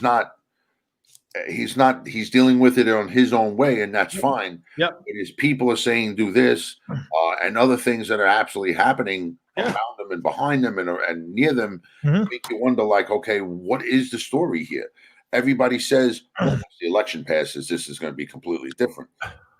Well, I mean, I don't know. Yeah, I don't know either, Jeff. But here's the problem. I don't think you have some of the brightest people in the world, and every one of them. Fauci 4 months ago came out and said, I don't think masks are that important. I don't think it'll help you that much. And I say to myself, how much does a face covering help you? Like, think about it. If this thing is airborne, you can't see it, and yet you're not wearing a regular respirator. You're wearing some sort of a face mask that wouldn't stop dust from getting in there, let alone the coronavirus. Like, I don't think anybody out there really truly knows, and we probably won't know for years until they get this all worked out. So right now, I think everybody's guessing at what to do and what's going to happen. They give Trump, they turn around and they say they're going to give him the antibodies. Yep. But yet we don't know if our antibodies are going to last long and if they're even helpful. How could you? Right? How could you know? My wife gets calls a couple times a week asking her to come donate plasma. Right. All right, because they said she has antibodies. So I said to her just the other day, she was like, "Oh, they called me like 2 or 3 times this week. I don't know if I'm going to go." I'm like, "Well, what's the point of going?" They don't know if the antibodies that you have are going to help you. So why should you give them to somebody else if you got them? I listen. If 2 years from now or a year from now, somebody said, "Hey, we have confirmed it. The antibodies help," I'll be the first guy to donate. I have no problem with it. But I agree with you. I don't know if it's going to help. I don't know what. Nobody knows. It's too soon. This isn't like the flu's been around for hundreds of years. Things have been around forever. You can figure it out. It takes time. This is 6 months we're dealing with, 7 months we're dealing with this. Whatever it is, 8 months. Nobody really, honestly, truly, not one single expert, if there are any, and Fauci's it, but he's changed his tune 10 times. So who do you believe and what do you believe? So, Tom, they've all, not just him, they all have. Absolutely, because they just don't know. And Jeff, you know what? I would respect it if you say, "Hey, Tom, I'm not a car expert, but when I listened to your car the other day, or I checked it out. I noticed a couple things, but I'm not an expert. But this is what I think." You respect that more than saying, "Hey, I know you don't have to wear a mask," or "I know and you do have to wear a mask." And that's how these guys come off. And from top down, they've all done it. And I think I would respect it more. I'm not speaking for myself. If they came out and said, "Hey, guys, listen, we're not sure. We're telling you to try to do these things. And as we find stuff out, we're going to let you know." I would respect that a ton more than what I've seen the last, since March and April. Yeah, it's unbelievable, man. Yeah. It's unbelievable. Yeah, and again, I think, listen, right now, California's been locked down for months. You're not allowed out of your house for the most part. And, they've flattened the curve. What point do you just go about and live your life? And to me, that's the thing. I understand people being older or they have conditions and you kind of got to be wary of it, but you can't keep an entire country locked down for this amount of time. It's just impossible. One, guess what? It has happened and they're living the dream. Yeah, I got you. And they haven't stopped. Second of all, California is open. It is? Yes, actually, Sharon is going there tomorrow. Okay. Well, in California. That's right. That's right. Your wife's headed out to visit her daughter. That's right. The daughter. I'm hoping that it stays as is, status quo, until Monday when she comes home. Yeah. To see why she's not there. One guy I work with has not seen his wife since February. Really? She went out of the country right before the pandemic started. And at this point in time, they're hoping that the United States Army is involved and could help her get out of there. And even they don't know when it is. Wow. She's like on a constant standby. She could get a call at 3 in the morning. Hurry up down to the airport. You got 15 minutes. The plane is leaving. Wow, that's a terrible way to live, man. Holy cow. Yeah. Well, listen, I don't know what the end result of this is. I live my life. I go about my business. If I go to a place and they require me to wear a mask, I wear it. California, you see the one. I want to get off this real quick, but they if you're in a restaurant and eating, you have to wear. They want you to wear a mask and then take the mask down, take a bite of your food, and put it on while you're chewing. Oh, where'd you hear this? This what I'm telling you. Check it out. They did a press conference. There's a whole thing about it. California requires you, or I don't know if it's required or wants you to wear your mask while you're chewing your food. Wow. Yeah. I went out to eat with Sharon just last week. We went to Miller's Ale House on Richmond Avenue. Okay. So when we're walking to the seat, we had to have the mask and the face covering on, and we sat down to eat. Okay. Mm-hmm. As we sat down, Sharon says, I got to go to the bathroom. I got to use the bathroom. So I'm like, okay. So she goes to use the bathroom. Here comes the waitress. And the waitress is now talking to me, and she has a piece of paper in her hand. She goes, listen, I hate to bother you, but I need to get you to sign this. Yes. Contract tracing, this, that, and the other thing. Yep. So I says to her, I was like, listen, I says, I'm not busting your balls, and I'll sign your paper for you. Don't worry about it. Yeah. But I got to ask you a question. You're standing up with a mask on. I'm sitting down with no mask on. What happens? There's no COVID virus down here where I am. If I stand up, the additional 2 feet or 3 feet to be standing up. I agree with you. Into the atmosphere where the fucking coronavirus lives. Doesn't make any sense. How come you can't stand there with a mask off? I don't understand this. I agree with you, Jeff. Listen, your balls, because I know that you're only being told what to say and what to do, and that's fine. But how fucking stupid is this? Jeff, you're not telling me. We were in Kilmeyer's last week. My wife and I, we went to Kilmeyer's with to meet my stepson Gary, but he works out that way, and we went to get a bite to eat. And there was nobody in the restaurant but me, Gary, and my wife. The waitress comes over, and we had to wear a mask from the door all the way to our table. Once we sat down, we were able to take it off. I said, "What is the difference between walking from here to there?" And me wearing a mask not wearing a mask at this table, but okay, I do what I did. And she had to walk around the entire time with a mask on her face. Didn't make any sense to me, but it's just somebody said, I think we should do this, and let's make them do it. And by the way, the Yankees hit another 2-run homer. The Yankees 4-1, bottom of the 6th inning, leading Game 4 against the Rays. So good job by Gleyber Torres, 2-run homer. But so Jeff, I don't understand it. No, I don't think, and that's the thing. Nobody knows. It's fucking stupid. I mean, listen. I saw when we were going out the other day. This was last Saturday. Yeah, we were driving down Forest Hill Road alongside the golf course. You know where I'm talking about, right? Yep, sure. Heading towards the mall. Yep. We see this family. It was evidently a family it was a large family, but you could see there was a couple of adults, a bunch of kids there, and they were a family. Yep. Everybody had a mask on outside. And I'm looking at the people, and I say to my wife, I said, Sharon, I said, listen, look at these fucking people. They all got masks on, and they're outside. What happens when they go inside? Okay? These evidently are a bunch of people that look like they live in the same house. Mm-hmm. Are you going to take the mask off when you get inside? Do you put on more PPE when you go inside? When does it stop? You know what I mean? Because if you ever drive down the road, see a guy sitting in a car by himself with a mask on? Oh, all the time. I mean, what do you think? It's going to come through the car? I mean, really, I don't understand the whole theory behind that. But listen, we don't know where that guy spent the better part of his day. He could have been at White Castle at the drive-thru. Maybe he needs that mask on it. That's true. Hard Rock and Sports, Jeff and Tom talking sports, music, and social distancing. Right here, we do social distancing by yourself. They're doing this every Thursday night from 7 to 10, and every Sunday morning you can catch at least me, hopefully sometimes Jeff, on the Hard Rock and Sports show Sunday morning football show. So lots of stuff. We got a couple more minutes. We'll do. Jeff, let me ask you about Bill O'Brien getting fired. There's a lot of NFL stuff, but I don't know how much I want to get to tonight. We did a lot of the main stuff, but Bill O'Brien got fired, and it's a little bit of a head scratcher for me, and I'll tell you why. So Bill O'Brien's he was the Texans coach. He's also the GM, right? So that I think other than Belichick, he might be the only other coach in the league who has that title. But here's the thing about Bill O'Brien. He's won the division for the last 5 years, but has had no success whatsoever in the playoffs. Off to an 0-4 start, kind of an odd year, and had a tough schedule to start out with.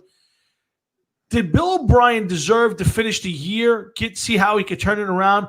And could they have possibly fired him as the GM and kept him as the coach? Because he hasn't done a bad job coaching, but his GM is horrendous. Tom, I'm totally against not firing the coach and whatever it is that you got to do, especially at this point in time. Because I feel as though that with football, with only 16 games, you need to make up and shake up a team as much as you can, get the most out of the team, to see where you stand, to see what you have to go through to be a better team. All right. If Bill O'Brien was the coach and general manager for the last 3-4 seasons, they've been in the playoffs and everything else, but they're 1 and done, 2 and done tops. They never delivered and everything else.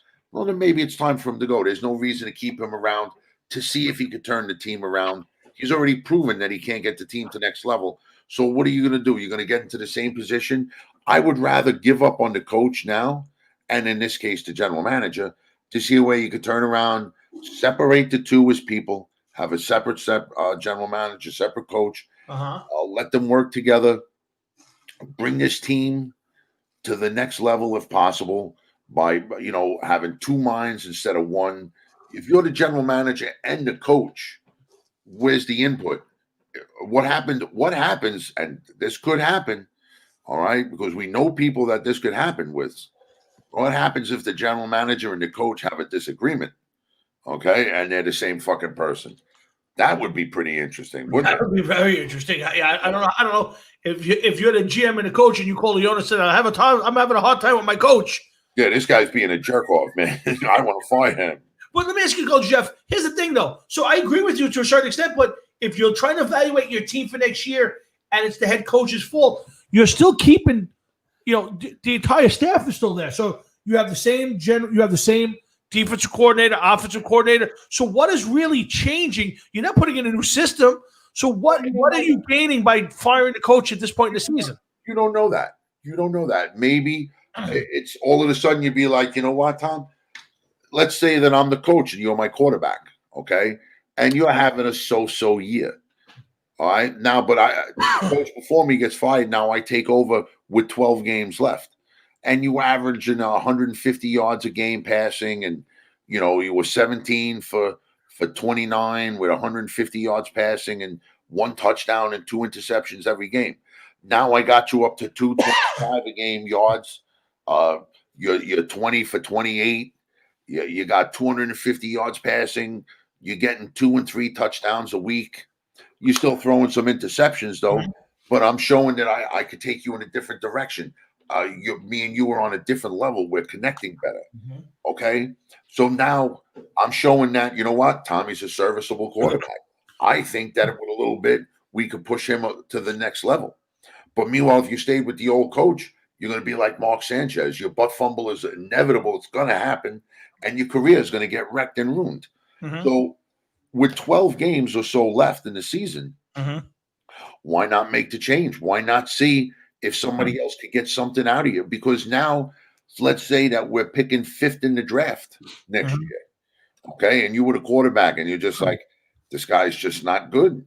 We need to go with another quarterback, and we got a high enough pick, and there's quarterbacks available. We need to know. What would you rather, not know what you have and then say, shit, we missed out on Joe Burrow or Trevor Lawrence or something like that? You don't want to be that team either. No, I get it, but again, Bill O'Brien didn't call plays. So, if the offense is inept or the defense is terrible, you get rid of Bill O'Brien. The same 2 guys are still running your team.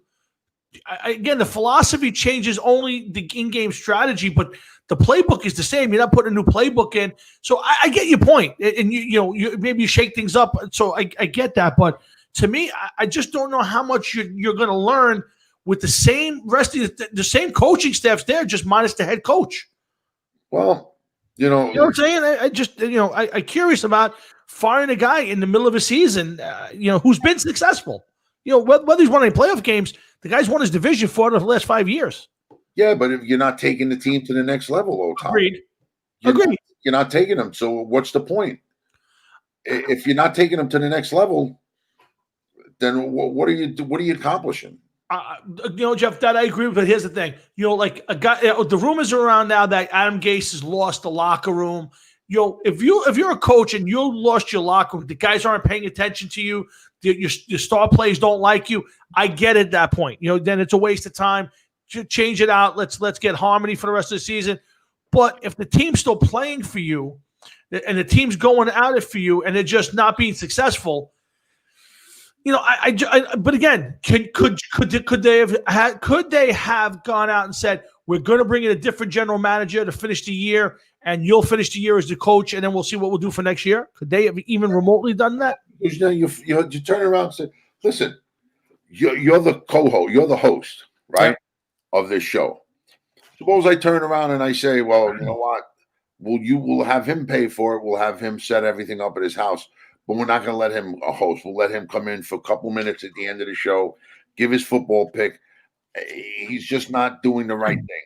All right, I think that you can do better. And now all of a sudden we're like, well, Tom, we're still going to call it All Rocket Sports with Tom and Jeff, and where you still got to pay the bills around here and everything, and you're going to come on with 7 minutes left. We're going to give you the final 7 minutes, but me and this guy are going to do it because it's better. That would be the same thing. Guess what? You're not good enough to be coach and general manager. So we're just going to keep you on as the coach. We're not even going to say, we'll keep you on. We like what you're doing as general manager, but we want to coach. You're telling the guy, listen, you got to take orders from somebody else now. Yeah. Before I came in this room, you were running the team. You were picking the players. You pretty much were doing what you wanted to do, even though you didn't deserve it because you didn't take the team anywhere. But now it's like, we're done here. We can't do this. No, it makes sense, Jeff. I just felt like the guy deserved the opportunity to try to right the ship and again, make that decision at the end of the year. But I understand it. Let me ask you this: who's the next coach to get fired? Is it Gase? Is it Quinn? I hope it's Gase. I know you hope, but who do you think it is? Do you think it's? I think it's going to be Gase. Yeah, I got to be honest with you. I think that loss last week might have been the worst loss to date. That was a bad team with a quarterback who basically has his only NFL experience as being the nephew of a former has-been NFL quarterback. Yeah. So to me, that was a bad loss. But here's the thing on Gase, and I know you've already made it clear that you want to swipe past the Jets, but I got to ask this one. Is it fair at this point to let Gase finish out the season? Joe Flacco playing, how much can you really evaluate Adam Gase and the Jets at this point having Joe Flacco play quarterback? Oh, listen, Joe Flacco, even though it was about 7 or 8 years ago, is a Super Bowl winning quarterback. Okay, he is somebody that you should be able to plug and play and get some kind of results out of.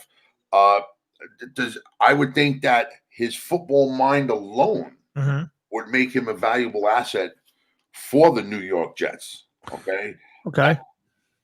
Do I expect him to run all over the field? Definitely not. I don't expect that. I mean, come on, let's be honest. Yeah.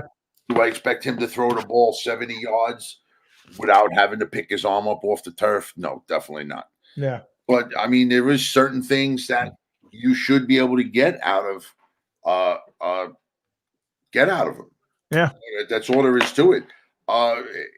Once again, Donald is showing he can't go 16. He can't do it. No. Again, same thing like Judge. We said before. You could be a franchise player, but if you don't get in there and you don't play a lot, it don't matter. Did you leave?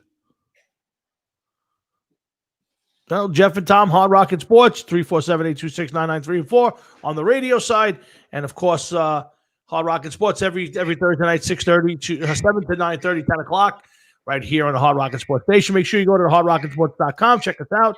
And of course, go to our YouTube page and check out all of our, check out all our videos. And we got some great guests coming up. Rick Rule from Every Mother's Nightmare next Thursday night.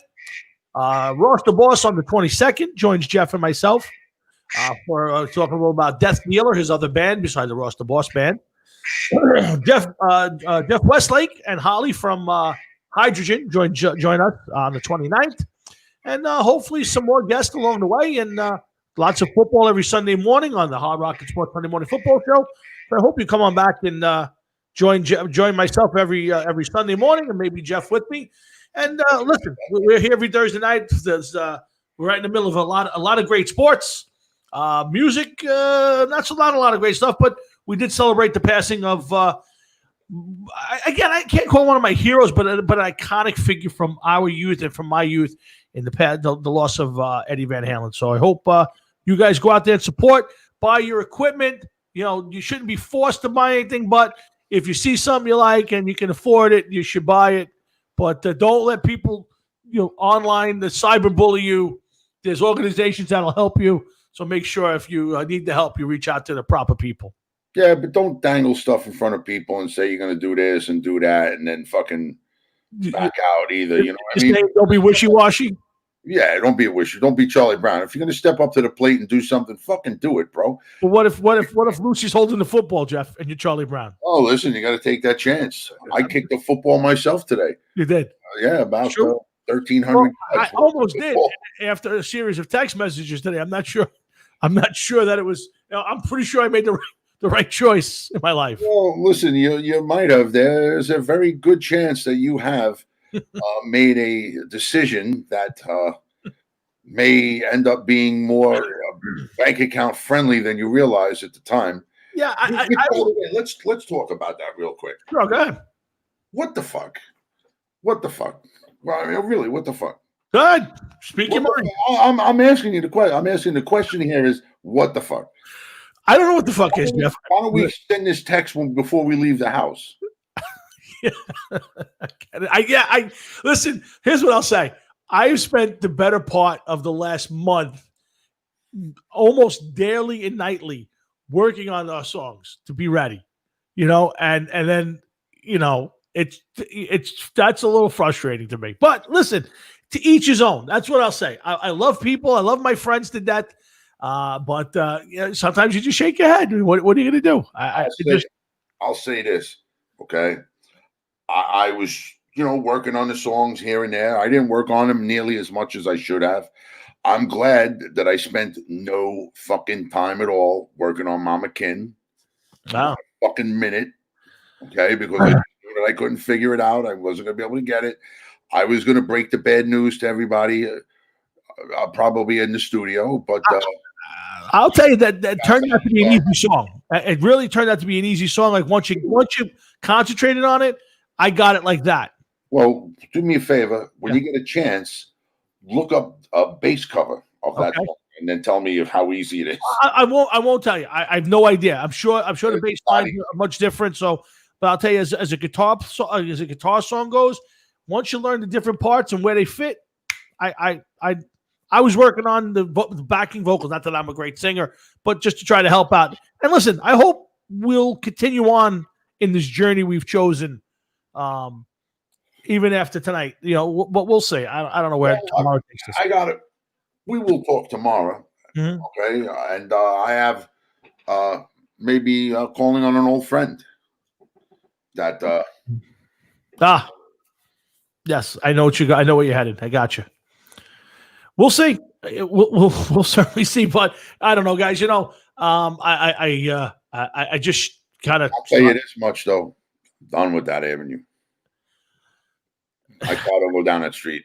Yeah, listen. I cannot listen. We said we'd always try it, and we always wanted to give it a shot. We did. It's my. I did it. I'll take the jab to the side on that one. I'm the Gettleman of this move.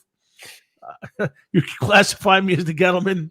Drafting running back. I drafted a running back number 2 in the draft when I needed a left tackle. So I'll be the first one to say I'll take the hit on that. Jeff, before we close it up, I need your pick. Last week, you pulled it out.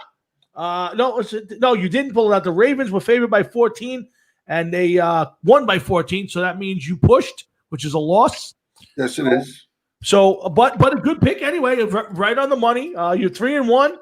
I won my first game last week with the Bengals. They won. They were underdog, I believe. No, they were home. They were favorites at home to the Jaguars. They covered. I won. First win by Joe Burrow. Jeff, I took the Pats, giving 5 to the Broncos this week. I think the Broncos are a dead team. I think Belichick's going to bounce back. Hopefully, Cam Newton will play. I took the Patriots, giving 5 points for my pick this week. I am 1-3. Need to catch up. What's your pick this week? I'm looking because I didn't do anything with it. You can call me off the air with that one. I don't care. No. I'm going to give you. I don't want you to say you were rushed. I forced you. No. I knew about this. I should have done this. Without a doubt. I'm getting closer to a pick. Okay. I got to say, you know what? Chiefs, I think this is a big game. I agree with you. I almost took this one myself. And I'm going to go with the Chiefs giving 12 to the Raiders, even though I don't think that the Chiefs are going to cover. Really? I'm really gamble on this one. I like this game myself. I almost took this because I think the Chiefs have kind of, they've not been the best. I think they're going to come out this week and try to steamroll. I don't believe in the Raiders. I think they're a bad team. And I agree. I was going to take this one myself.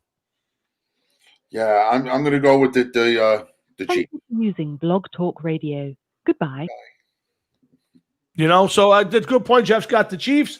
I believe at home, giving 12 to the lowly Las Vegas Raiders. So we'll see how that plays out. I'm taking the Pats at home, giving 5 to the lowly Broncos. I think the Broncos are dusted and done. They only got a chance, I think, to play the Jets another 10 times this year. Or the Giants, maybe, at this point. I'm not sure. So, Jeff, listen, I know it's getting a little late. You got anything you want to add to the show before we wrap this up? Yeah. We are looking for a drummer. Do you want to make that announcement without having a conversation? Or okay. This is the conversation. Okay. We are looking for a drummer. If anybody's interested in jamming with me and Tommy and some other friends, please let us know. No resume needed. Just be able to bang on things in a rhythmic fashion. That makes sense. And you're almost bound to be in. And we're just looking to hang out and have a good time. But I think we're going to be fine. I think we're going to rebound. Spinal Tap went through how many drummers? And it's true. It is true. We've had how many drummers have we had now? Is this we've had 3 technically or 4? Joe Stumpy Peeps, stuff like that.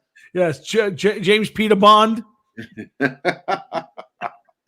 None of them have died by vomit, though. That's true. We're waiting for our first drum, but we want to test for vomit. Jeff, I want to know: can you dust for vomit? Well, I don't think you could technically dust for someone else's vomit. That's true. Can you dust for your own vomit? I do not know. Oh, these are questions that you'll need to answer next week, Jeff. When I get on the end, I grill you on dusting for vomit. Yeah, there you go. But yeah, we are looking for a drummer, man. And please, if you know somebody, maybe I'll ask Ron Keel. I seemed to piss him off earlier. Hey, Ronnie boy. Dude, I loved it. I thought it was great. I honestly think it was great. I honestly, truly thought that your question was a good one. I honestly, truly, the album that he put out now is not a metal album. I'm not saying it's disco, but it was certainly not a metal album. It's a classic rock album. Listen, Ronald, you were in a metal band back in the fucking 80s. It wasn't you. It wasn't happening. Okay, you decided to go country. That's fine. There's nothing wrong with that. You gave up your metal roots, bro. You don't make a metal country album. I've never heard you described as metal country. Never happened. Mm-hmm. I don't understand it, but you're not a metal guy. Sorry. Yeah, and I disagree with him on something. When he says what is metal? Metal, there is a definition of metal. You classify bands in genres. Van Halen's not a metal band. Van Halen's a hard rock band. Iron Maiden's a metal band. There's a difference. Maybe it's in tone, maybe it's in sound, but there is a difference to metal, Jeff. Wouldn't you agree? To an extent. I mean, hair metal, doom metal, speed. Right. There's different types of metal, but you wouldn't look at Poison and say they're a hard rock band. They're a metal band. Dude, if you're considering Poison hard rock metal band, then you got to make Van Halen. But then they're a hair metal band. But again, to me there is a difference at the end of the day, and to me there's a significance to that kind of music. So I'm sorry, I thought your question was a valid one. And he said it. I'm not making any more Keel albums. So if you're not making Keel albums, then what are you making? The Ron Keel band album. Yeah, again, I like the music. I mean, I listened to that whole album. There's some good songs on there. I'm not a huge fan of southern rock, but okay. Flirting was I thought he did a nice job of flirting with Disaster. His vocals were good. That album is out on Amazon, by the way. So Is it? I was able to download it real quick. And Ron, if you're watching, I didn't get a chance to listen to your album. I have a job. I have to work. I didn't have the time to sit and listen to the Ron Keel band album of Southern rock classics and other fabled stories by those that don't play no more. I'm sorry. I didn't even get to ask him about Sabbath, and he was insulted, and I'm sorry he was. I thought it was a valid question. That's how I'll leave. That's how I'll leave. Metal. Yeah. Again, I don't doubt that the guy's his background's in metal. He's a Steeler was a metal band, right? I mean, I would think. There was nothing wrong with asking that. No, we didn't say. Well, I could see if I turn around and say, "Listen, I don't understand why you did this country stuff. It sucks. When are you going to make another Steeler album?" Just curious to be like, the guy seems to be having somewhat of a resurgence. Yeah. What is the plan here? Do you ever think that you'll try to put another one out? Not every artist that's out recording today is recording and playing the same stuff they did 25, 30 years ago. Sure, absolutely. People definitely, without a doubt, change. Look 100%. at Metallica. Metallica has changed a couple times over the course of their career. And not always for the better. No, and they're not putting out another Ride the Lightning or Master of Puppets without a doubt. Yeah. But every once in a while, they put out a song that's a little heavier, a little harder than normal, and then see where they end up with it. But, there was nothing. I didn't mean anything by the question. I thought it was a valid question to say, again, I think it would have been more to the sense of Keel was a metal band. Steeler was a metal band. Ron Keel band is more of a hard rock band, a kind of flavored southern rock band. There's a difference. Will you be making a pure metal album? I thought it was a valid question. I thought it was a question that would have upset the guy. I wouldn't have done that. I thought it was a valid question. I thought the guy did a nice job tonight. I wish he had better equipment because obviously it wasn't us because everybody else said we were clear as day. So obviously it's on his end. But listen, I would have the man back on again. He spoke at length. I'll use that. If it was the debate, I would have been hitting the buzzer. If we were using the debate. Vice President, please. Yes, please, Senator Harris. Senator. Shall we? I got one question for you about the debate. Go ahead. One question. Sure. Okay. I found it hard to swallow that debate, even more so harder than the presidential debate. Really? Okay. Let's put it this way. I don't know how important a vice president debate really is. Okay. That was the first time that I ever remember hearing Mike Pence speak in over 4 years. So, because, all the attention is on Trump and the president. But what did you think of that event? Because what I got out of it was it seems as though that the Republicans just can't stop talking. Mm-hmm. And Kamala Harris, she was making a lot of faces, rolling her eyes. Mm-hmm. But the best thing that she could have done was just sit there and just wait your turn. Just go ahead, go off. Because the moderator was like, Mr. President, Mr. Vice President, please, Mr. Vice President, like begging him to stop. Yeah. He was going to finish the sentence. That's all. He was like a fucking human lemming yesterday. He wasn't going to stop until he was done. I'll tell you, I watched the entire thing, sitting in this chair, working on the show. I'll tell you that I thought it was a good debate. I thought both people did a very good job getting the point out. And I thought they both did I thought Pence did a better job he was a good messenger for what Trump and Pence are. He made it clear, this is what we are, this is what we're going to do, and made a good points on, hey, you're a socialist, you're leftist leaning, and she didn't deny it. And he put her in a couple of spots where she just couldn't answer. Like, well, you're going to pack the cord, or you're going to raise taxes, because they are. And he was completely right. Biden said, hey, I'm going to get rid of the Trump tax plan, which gave most people more money in their paycheck and by an average of $2,000 a year. So you are going to raise my taxes.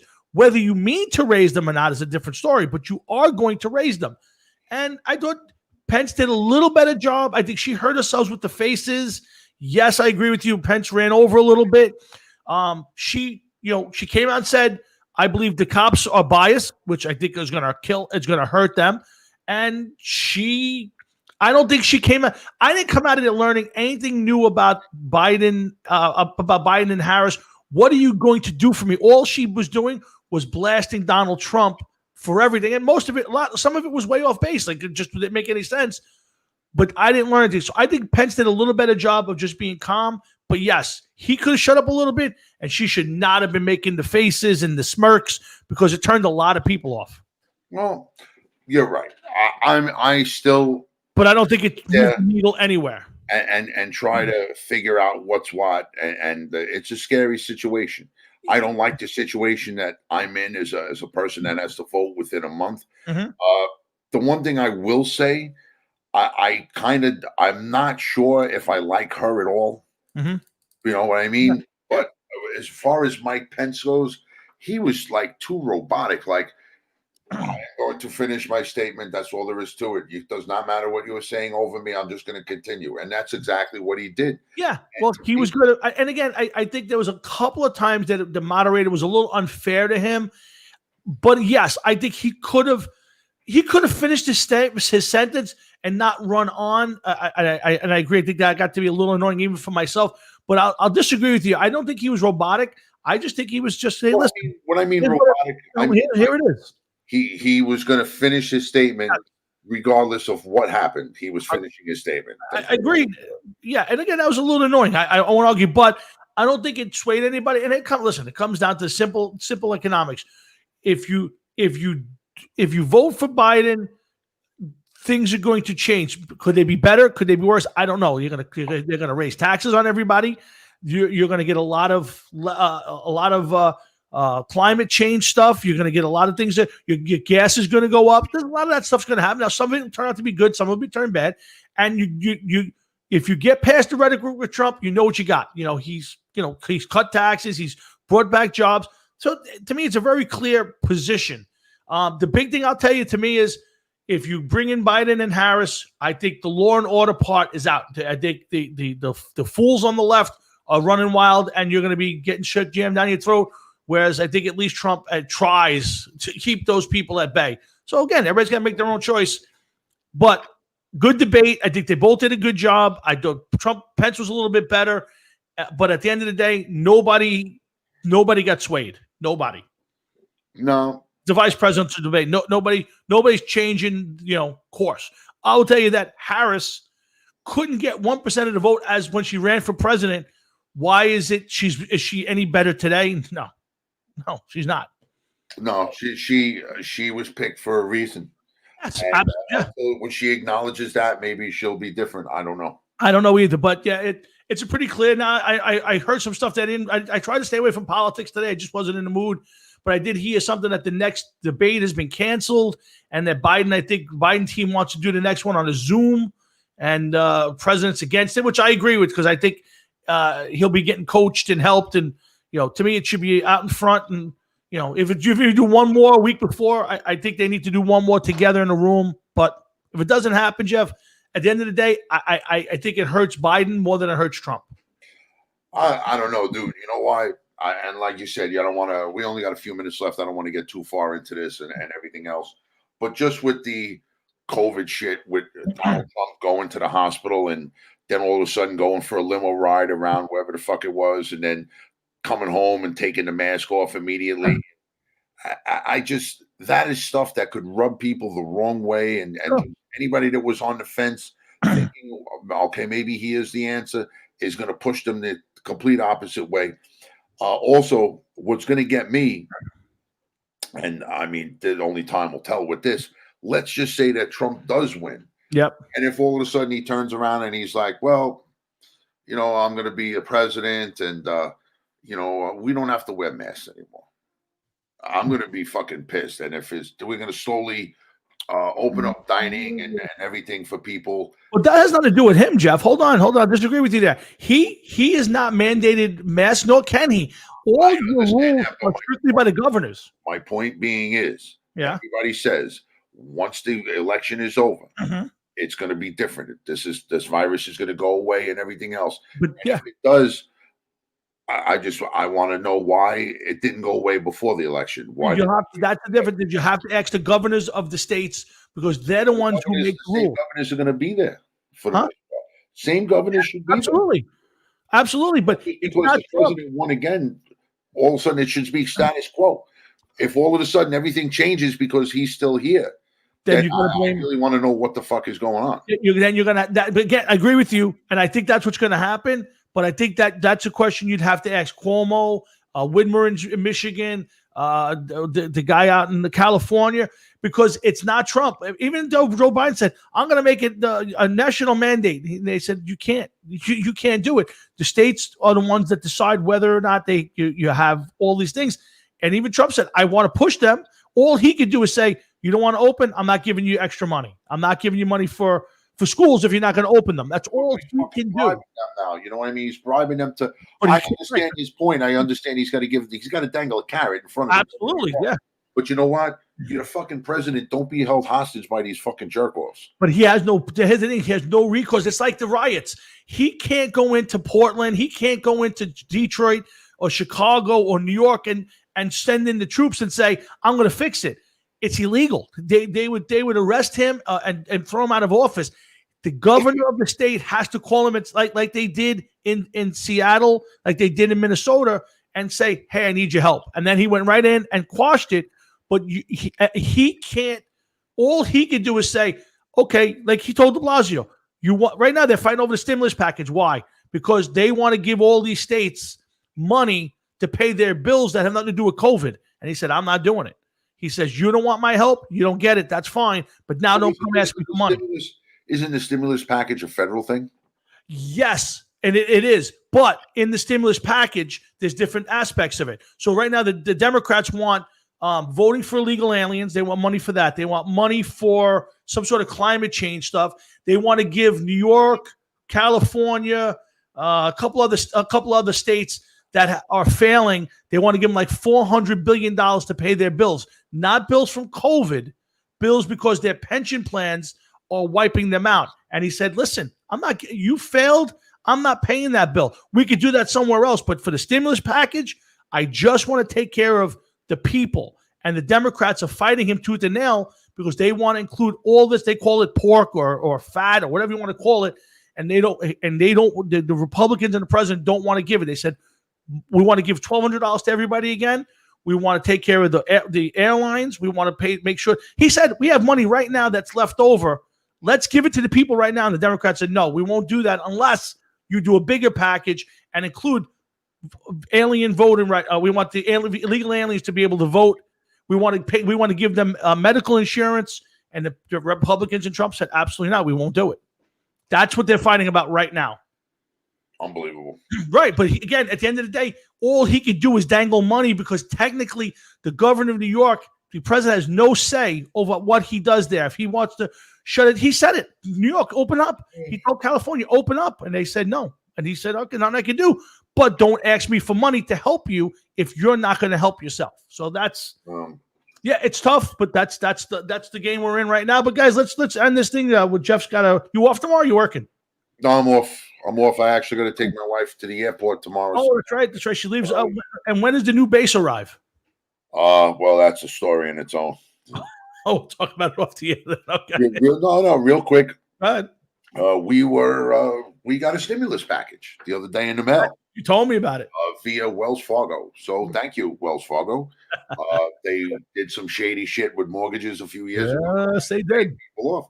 So now we're getting our money back from the mortgage. And who knows? Maybe there's another stimulus package coming from them. I don't know. Yeah. So anyway, I used that and we were a little short, but I may liquidate some equipment.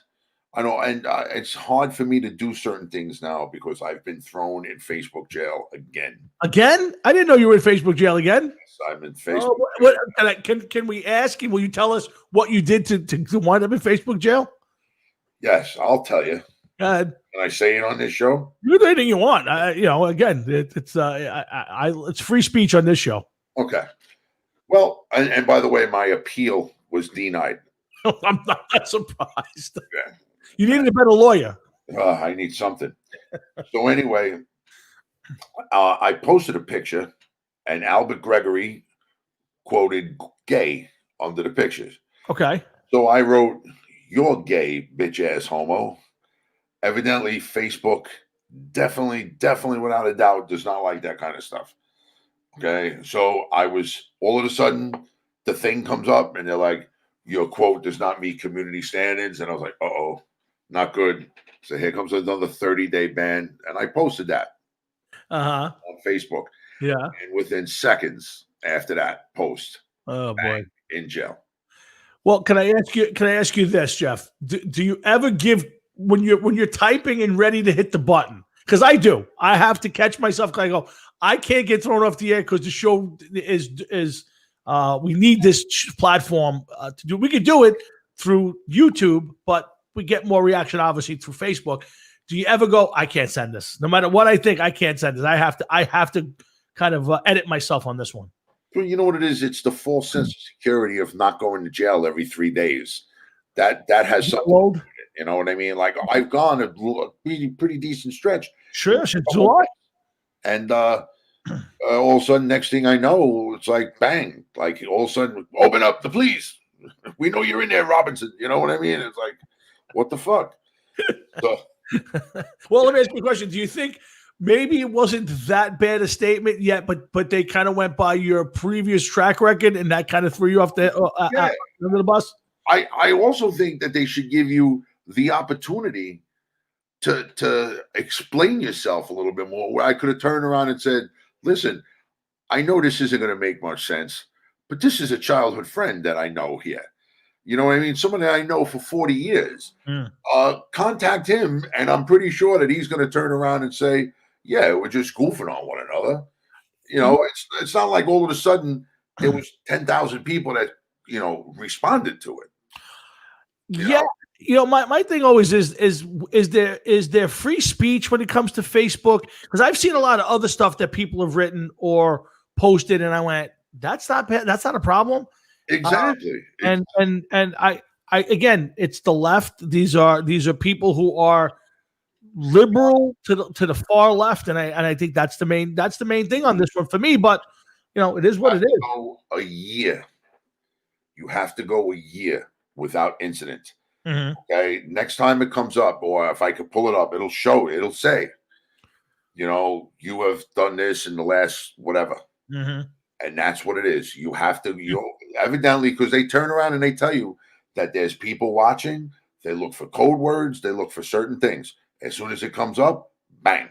Wow. They catch it. I've only got one, I will say, black mark against me, and that was sticking up for you with your with the training comment. That's it. Other than that, I've never had an issue. Leave me out to dry. Don't stoop to my level. Don't do it. Don't do it. We on this show we back our friends no matter what they say, do, or text. So I don't expect that. Facebook is a fake world, and people that run in Facebook, they think what the fuck it is they got. There's more bullshit that goes on Facebook than they could ever fucking catch. And me saying bitch ass homo is the least of their fucking problems. You know what? Here's what I haven't figured out yet. Why isn't somebody with a more right-leaning conservative come up with a platform? Because obviously most people, even people who are on this every day and complain about it, I think some people would jump ship from Facebook and go to something else if they knew they had more freedom. Don't you think? Tom, I'll tell you why. Why? Because you and most, not all, most of your total right hard wing leaning friends are too busy posting an article before somebody else could post it. True. Complaining about liberals and the left. Okay? True. All true. So what we have here is a democratic Democratic, liberal, left-leaning platform, which only wants you to post that way.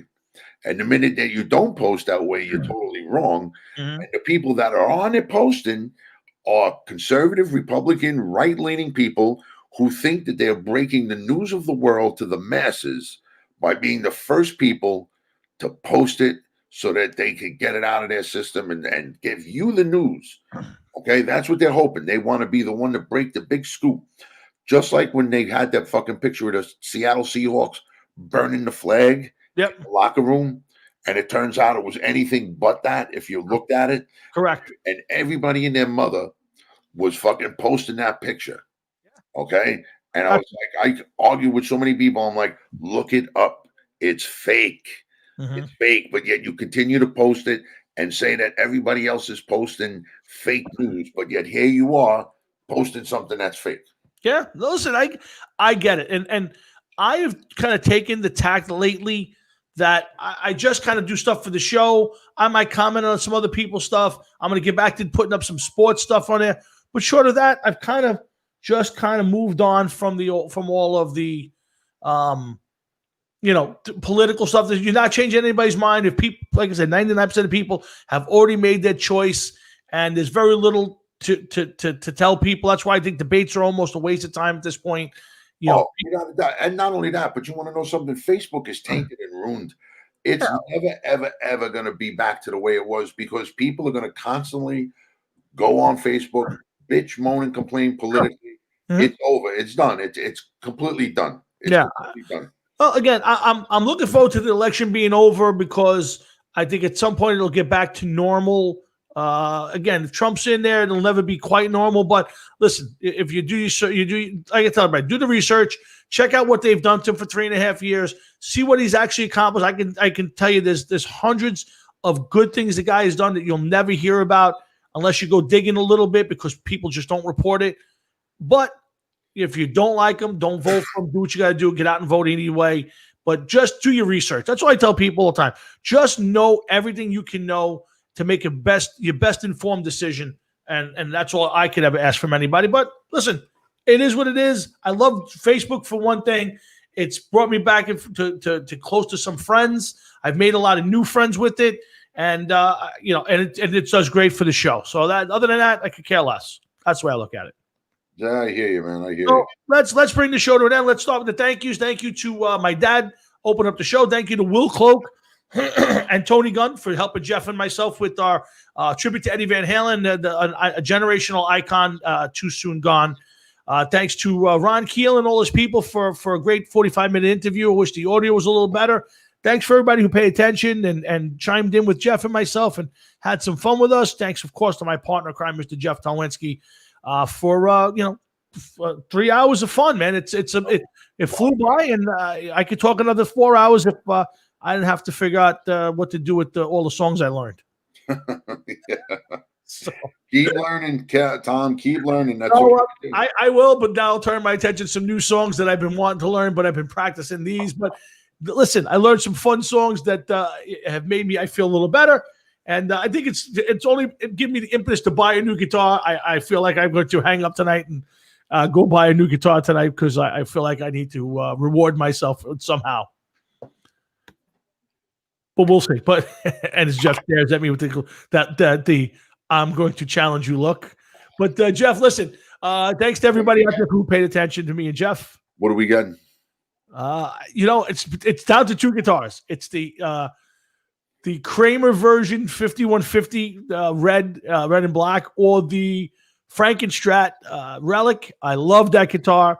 The only problem is, and the only reason I didn't pull the trigger, I'll tell you right now, the only reason I didn't pull the trigger is because it's not telling me, it wants to take my money, my down payment, and it's not telling me when it'll be in. And that's the part that bothers me, because what if this thing hangs out there for 6 months? Is there an 800 number? Say again? Is there an 800 number? There is. Yeah, there's an 800 number, and when you call, I got a guy on the phone who had no idea how to help me the other night with a problem on my with my account. So you got to get somebody else on the phone. Well, he doesn't need to know anything about your account. All he needs to know is like, yes, this guitar will be in this month, that month, whatever. Yeah, so the 5150 guitar, which I really and here's what every picture I saw today with Eddie had that guitar in his hand, and I went, shit, I should buy that one. That one's supposed to be in by the end of the month, so I'm leaning on that one right now. But I'm saying to myself, I'm going to spend the money. I might as well go for the really good one. I love the Relic. It's just what's the difference in price? About $600. Yeah, so but over the course of the months, it's an average of like $30 or $40 extra. Hey, yeah, you could do this. Yeah. So again, we'll see, but let's see what happens. You know what? You're going to force me to do something. Force me to do some. What am I going to force you to do? You're going to force me to pay the rest of this debt off, so they send this puppy to my house sometime next week. You're going to make me do it, ain't you? Well, I'm not going to make you do anything. You may get the itch to do it. Hey, Doug Franklin, how you doing, buddy? Thanks for popping in. So thanks to Jeff and everybody else. And for Jeff, I'll give you the last word. Good night. So for Jeff, myself, and everybody here at Hard Rocket Sports, I say thanks for listening. Come on Sunday and check us out on the Hard Rocket Sports Sunday Morning Football Show, 9 o'clock Eastern Standard. And, of course, back next Thursday night. Rick Rule from Every Mother's Nightmare will be our guest, and we'll have plenty more to say. And thanks for tuning in. Thanks for joining us. Have a great weekend, and we'll see you Sunday and Thursday. Jeff, thanks, brother. I'm certainly going to talk to you tomorrow off the air. Yes, and I will see you Saturday. And the one thing I could... No, Saturday was canceled. No, it's not. What do you mean it's not? You better read it again, bro. Okay, I'll have to do that off the air. Read that again. And then get back to me, because I could have swore that it's good. No, but that's going to be the last one, so why bother? So what are you going to do? Cancel it? Yeah, I'm not going to go through all of that, and then we're going to play one time and call it a day. I don't want to jam. I want to play. So why waste the time? Again, we'll talk about it. But to me, I'm not mad about it, but I just don't see the point. No, there's no reason to get mad about it. I knew this was going to happen. Remember when I told her, you did. But again, I'm not mad about it. To me, it's a waste of time for me to go all the way to Staten Island to play for 2 hours in a band that now is going to sit around for at least another month until we figure out what to do, if we do anything. Yeah, I guess that request a little earlier in the week about making that trip out to Jersey on a Saturday afternoon. Well, now I feel bad not going to that, because I believe the gentleman that's involved in that came to my 50th birthday, if I'm not mistaken. Well, so again, we'll talk about that together off the air. Let's just one battle at a time. But you have a good time. Yeah. Again, do you think there's a purpose to doing this Sunday? I just think it's We'll talk off air. Okay. I responded. If you don't see, did you see my response? No, because evidently he said, however he's sending it, it's going two ways. I could tell you mine. Yeah, I guess I got it. I see. I guess my version is only me and him. I guess I don't know how that works. I said to him, I was like, "Can't get into it right now, dude. We're doing the show. Maybe we can figure something else out." And he said, "I understand." So as far as I wrote back, Joe, let's just cancel. If you're not into it, let's just forget it. It's not a problem, and I understand, and I really do. I know his heart's not in it. He answered back. No, he did not answer back. But again, I'm not mad. Want to fucking play. He just doesn't want to play. I get it, and I understand that, and I don't want to, and I certainly don't want to force him. I want to be friends. I don't want to force him. Yeah, so you know what? Listen, you're right. Fuck it. Call him up tomorrow. Cancel it. Tell Panino to keep the $15. We probably owe it to him one way or another anyway. Yeah. And we'll get in touch with John and Jimmy, and that's it. That's just the way I feel about it. So anyway, listen, we're going to end the Hard Rocket Sports Show. Jeff and I'll do our soap opera stuff off the air. I'm sure he'll call me after he takes his wife to the airport, and we'll have a better conversation, and we'll talk to the other guys. And anyway, guys, have a great night, great weekend. Thanks for stopping by, and I hope you come back next week when we do it all over again. And again, thanks to everybody. Enjoy your weekend and be safe. Jeff, tell your wife I said have a great trip. I will. And, maybe we'll still get together or do something over the weekend. We'll see how things work out. You got it, man. All right, pal. Good night, everybody. Have a great night. Later. Later.